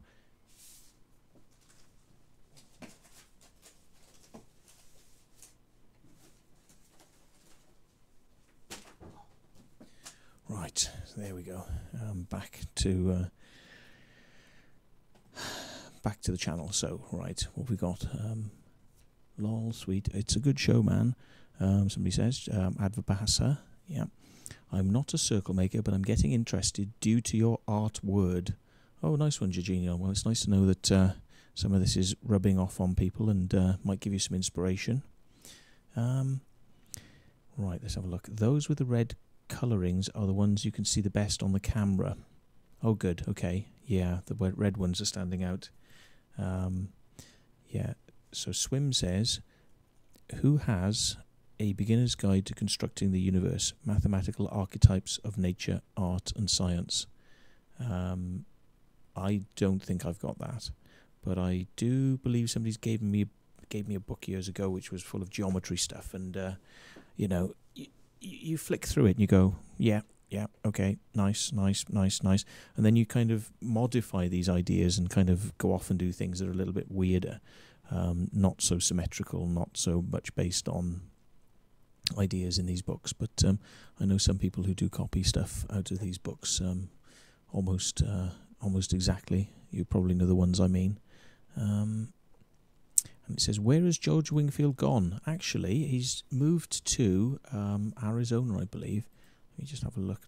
It does say at the bottom where he lives now. I think it says George Wingfield from Ottumwa, IA. Is that Iowa? IA? Does anybody know where IA is in the States? But he's remarried to a lady. I don't know if she's Native American. I could be talking up my arse here, but somebody told me about it, but not too sure. So he's remarried. He's now living in the States. He does still come over to the UK, but I think he's mostly over there for obvious reasons. So that's where George Wingfield went. Right, I've got to go back to the chat thing, which is where? Right, find where I was. Please do your funny impression of George King. Oh, okay. How do I do that then? I can't remember what I did now, such a while ago, but it was like, I think I feel George King coming to me. Hello, human beings. I am George King from the distant galaxy of... And of course you've got to put the posh voice on, haven't you, because he's George King. I come from the distant galaxy of Arthur Duranus, and I bring you messages of peace, love, and cookies. So something like that. Yeah, it's you've got to be careful with doing that, because you end up just pooing yourself in the end. If you put all that pressure on, something's going to give. And I don't want any. What do they call them now? The funny. I don't want to be touching cloth or any turtle heads. No. So, anyway, I'm disgusting sometimes, aren't I? I only think in base terms. Right. There is a wizard sleeve card. Kid you not. A wizard's sleeve. Hang on, wizard sleeve. Where do I... sleeve of wizard. That's a Borat joke, isn't it? My vagine is like a sleeve of wizard, meaning very large. Well done. Who was that in the White Room? Yeah, said that. There is a wizard sleeve card. Yeah, okay. Cool one, like Devil Monopoly. Yeah, yeah. But the thing is, the guy who invented it called... I said his name a minute ago, didn't I? And it's gone again. This is my memory jams I get. The Mystic Merlin, his name was. He used to turn up at the barge a lot, and he has some very interesting stories, if they can be believed. I mean, you know, but then I've got some fucking freaky stories, if they can be believed. But his stories are really out there. This guy said that he felt drawn to come to Wiltshire because of crop circles. He knew they were happening, and he didn't have any way to get down there. So I think he ended up walking or something like that. And then he walked past a field near Winchester or Stonehenge or something like that, and a black mass thing beckoned him into the field. And he was like, fuck, you know, do I go in there or don't I go in there? And this thing, this kind of energy, black vortexy thing, which was like a sort of cloud almost, you know, when he came forward to the edge of the field, it telepathically, I think, spoke to him and said, I will show you what makes the crop circles. And then it spread out into the field and actually etched out the crop circle in front of the Mystic Merlin. This and a couple of other experiences led him to believe that he was somewhat a reincarnation of Merlin, and that he had a job to do in telling people about, you know, what was really creating the crop circles. Well, it certainly wasn't creating all the crop circles, and I happen to know this, but of course I couldn't tell Mr. Merlin that he was wrong on so many of the designs that he told me were made by other things. But nonetheless, he says he saw this strange thing that showed him this weird happening. He also had I believe he had a... That's right. He had a car crash where I think he went headlong into a brick wall, which is a bit of a silly thing to do because, you know, you tend to have to turn corners, and, you know, I can't remember whether he was driving or anyway. But anyway, he had a headlong high-speed crash straight into a brick wall, and I think that he went through the windscreen or was ended up in hospital because of this. But I think when he was crashing or in hospital, something happened whereby he was imparted information that he was the Mystic Merlin, and this was his task, you know. So as he's flying through the windscreen, it's like, you are the Mystic Merlin, bang, now you're in hospital, something like that. I could be getting it totally wrong, and I apologize if I am, because that's the way my mind works. I remember nuggets, but not absolutes, you know. Anyway, skipping on, he then has this experience with the black mass thing in the field that shows him the crop circle. He decides to design his board game because he believes, well, I think he's channeled this information that's meant to be in the board game. It means something, so people are supposed to take note and play the game because it conjures energy and does something, you know, to do with crop circles. But he told me something else as well. What was the other thing he said? This was the weird thing. He swears this took place, and this is quite down to earth, but actually quite peculiar. But he said that an enormous amount of money, like, you know, £100,000, turned up in his bank, and it was at the time that he had to create the game. And he said that he was told to design the game and that everything would be taken care of. And he said, okay, you know, to whoever this astral, you know, figure is he's talking to. You know, basically, a large amount of money turned up in his bank, and he thought that somebody somewhere was trying to get him in trouble because they'd put this money in his bank, and if he spent any of it, then he'd be fucked. So he said he went to the police and said, I don't know what's going on, but an enormous amount of money has just turned up in my bank. And they said, okay, and apparently they investigated it. They went to the bank, they said, where's the money come from? And the bank said, actually, we have no record of why the money has come there, but it has come there, and because we don't have a record, we don't have a reason to take the money out. So it's your money, and you can have it if you want it, because we don't know where it's come from, so we can't say that it should or shouldn't be there. We don't know why it's there, but it's there. And apparently the police gave him the thumbs up to spend the £100,000 or whatever it was. It was some large figure, and that's what he did. And he spent all his money on this board game, which didn't do well, and he lost all his money. So that's the story. But it's a weird character. But I just thought, you'd like to hear that one. There's a film in this story. Yeah, Being Merlin. Well done. Yeah, yeah. But there's some great people out there with some just amazing life stories. Things that have happened to them with crop circles that you think to yourself, my God.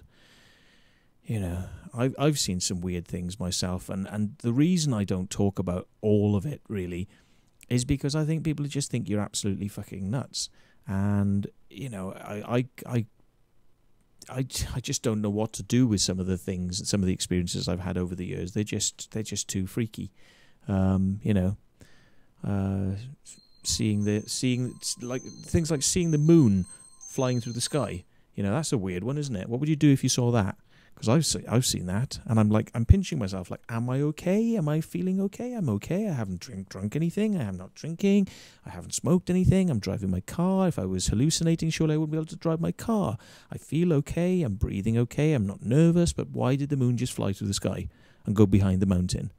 And I'm like, okay, well, it's just a random thing. Maybe your brain's malfunctioning, but it doesn't feel like it's malfunctioning. So I keep on driving, and then the moon appears in front of me, and it shouldn't be there in the sky. It wasn't meant to be there, and it appeared there. And then, then I'm driving along, and I'm thinking, right, don't take your eyes off it. And I had to take my eyes off because of a junction, so I had to look left and look right. Look left, look right. The fucking moon's gone, disappeared again. No clouds in the sky. The moon's gone. Driving along again, I had to look away, and then the moon's back. And it's like reality is playing with you. Reality is going, ha ha. It's like you're thinking to yourself, am I okay, or am I failing? Is my brain failing here? And you're trying to logically work your way through it. But I've seen things with other people present, which is why I think that sometimes, you're not going crazy. Things I've seen a lot of stuff over the years, some pretty crazy shit. And this is why when it comes down to crop circles, I think that it's all part of this really big, complicated web that we don't understand. There's a whole load of stuff going on that we really don't have a handle on at all. And it can alter reality. It can put ideas in people's minds, voices maybe in their heads. Now, I haven't heard voices, okay? I must tell you, I've seen strange things and never heard voices.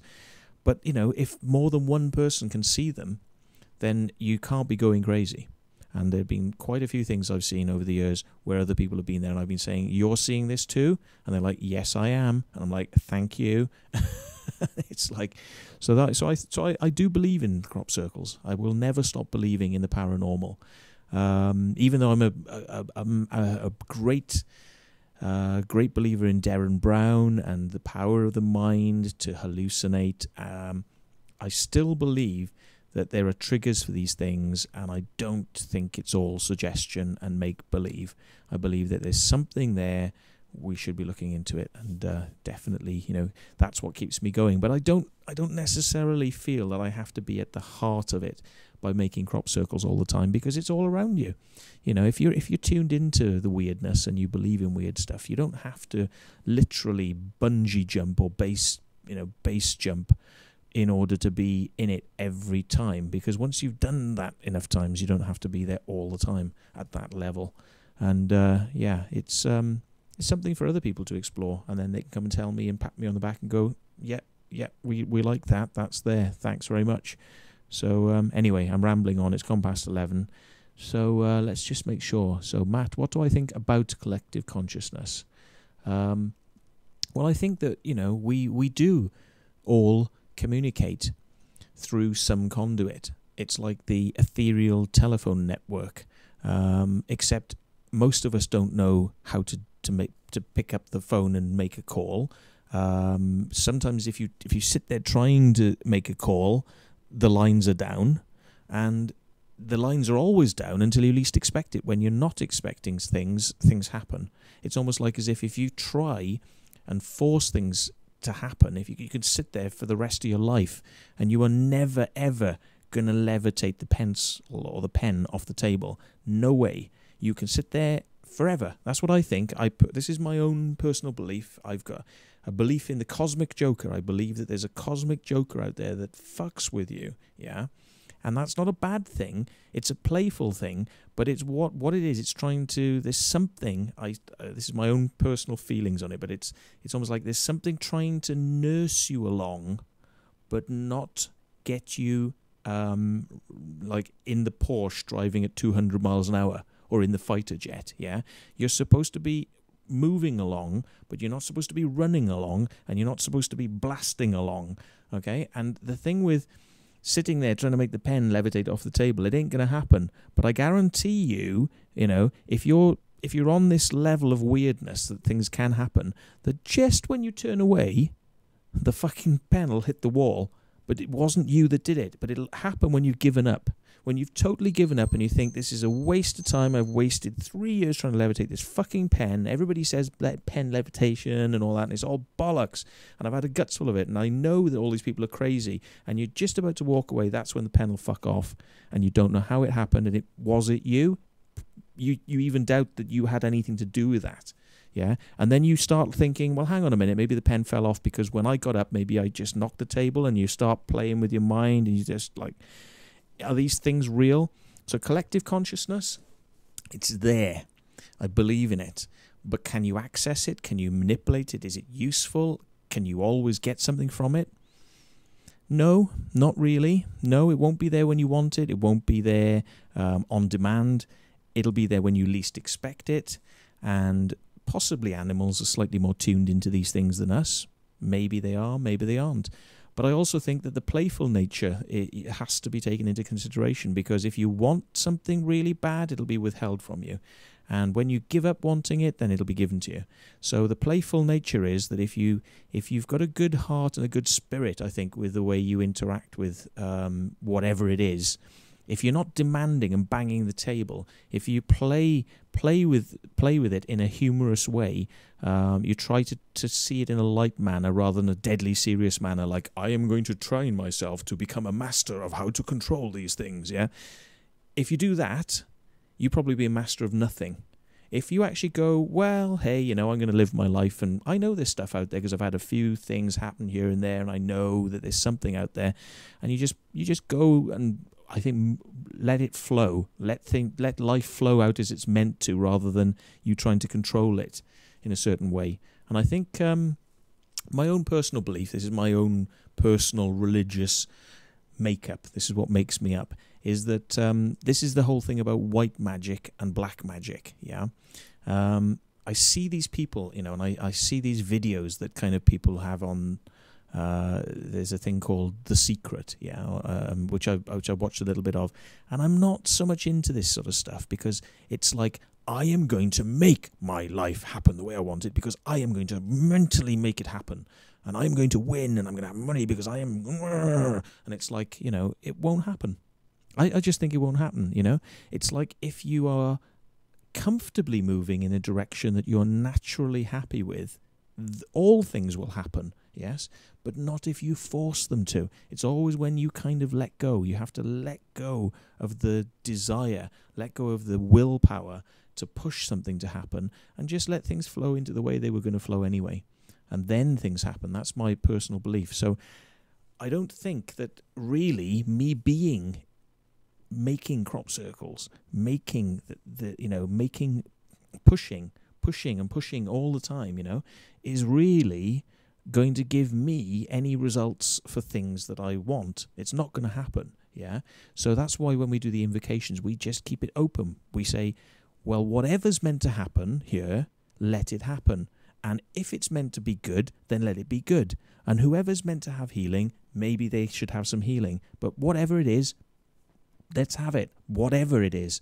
And that's the way I play it when I do these things. Is it's kind of like, I'm not demanding that something must happen. I'm going, well, it'd be kind of cool, but hey, whatever's meant to happen, let's let it happen. But whatever it is, let it happen. It's like trying to find Oh, there's people chatting out in the street. Hope they're not listening to this. It's embarrassing, isn't it, if my neighbours start going, here into crop circles.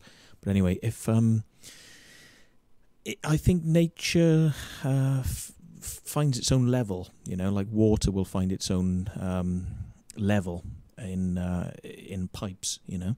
So, you know, if you push something down, it'll resist, it'll push back, and everything finds its own level. And if you push against the paranormal, I think if you try to push too hard, I think you get a reaction back. So I think it's better sometimes to kind of, you know, allow things to happen the way they're meant to happen, because you're following the natural course, and things are more likely to happen when you follow a natural course. And I try to see some of this stuff as allowing water to flow down the hill back into the sea, rather than sort of trying to push the water back up the hill, you know, up the river to get to the mountain, which is, you know, almost impossible to do.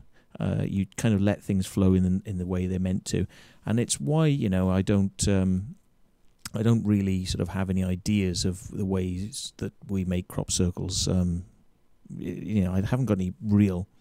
I don't know what we're doing with crop circles, to be honest. We're just experimenting, playing around, and seeing what it does. And we don't know what it does, and we have no idea what it does for other people. But I kind of think because nobody really knows what they're doing with crop circles, that's why it works, because none of us actually know what we're doing. So therefore it works. If we all went round going, right, we are the religion of crop circles. You can come and I will teach you my secrets, and you must come to my school and I will tell you about the weirdness that you have to do, and meditation techniques and this and that, and, you know, it would all fail. You know, everyone would have wild expectations in what they were going to get from myself or other people involved in circle making. They'd have these wild expectations, and we would be, you know, like trying to be gurus, and we'd be making guarantees and promises that if you follow the path, you'll get to this point. And of course, it would all be a glorious disaster, as it always is with every cult and every, you know, religion that promises so many things. They come, it's bollocks, you know. I mean, even down to these UFO cults that say, like, we know a UFO is going to land, you know, on this date at this time at this place, so we all got to be there, and it never turns up, because it's egos and bullshit and pushing and making something happen and forcing things to happen that aren't really going to happen. And I think, you know, if these people were realistic, they'd actually admit their own failings. These cult leaders would actually admit they're flawed, they've got failings, they're not, you know, necessarily the types of people you'd want to follow, and then maybe, Christ, they would get taken off the planet by a UFO if they were actually a little bit more fucking honest. So that's my policy, but I got a mouth on me, and it's 11:15.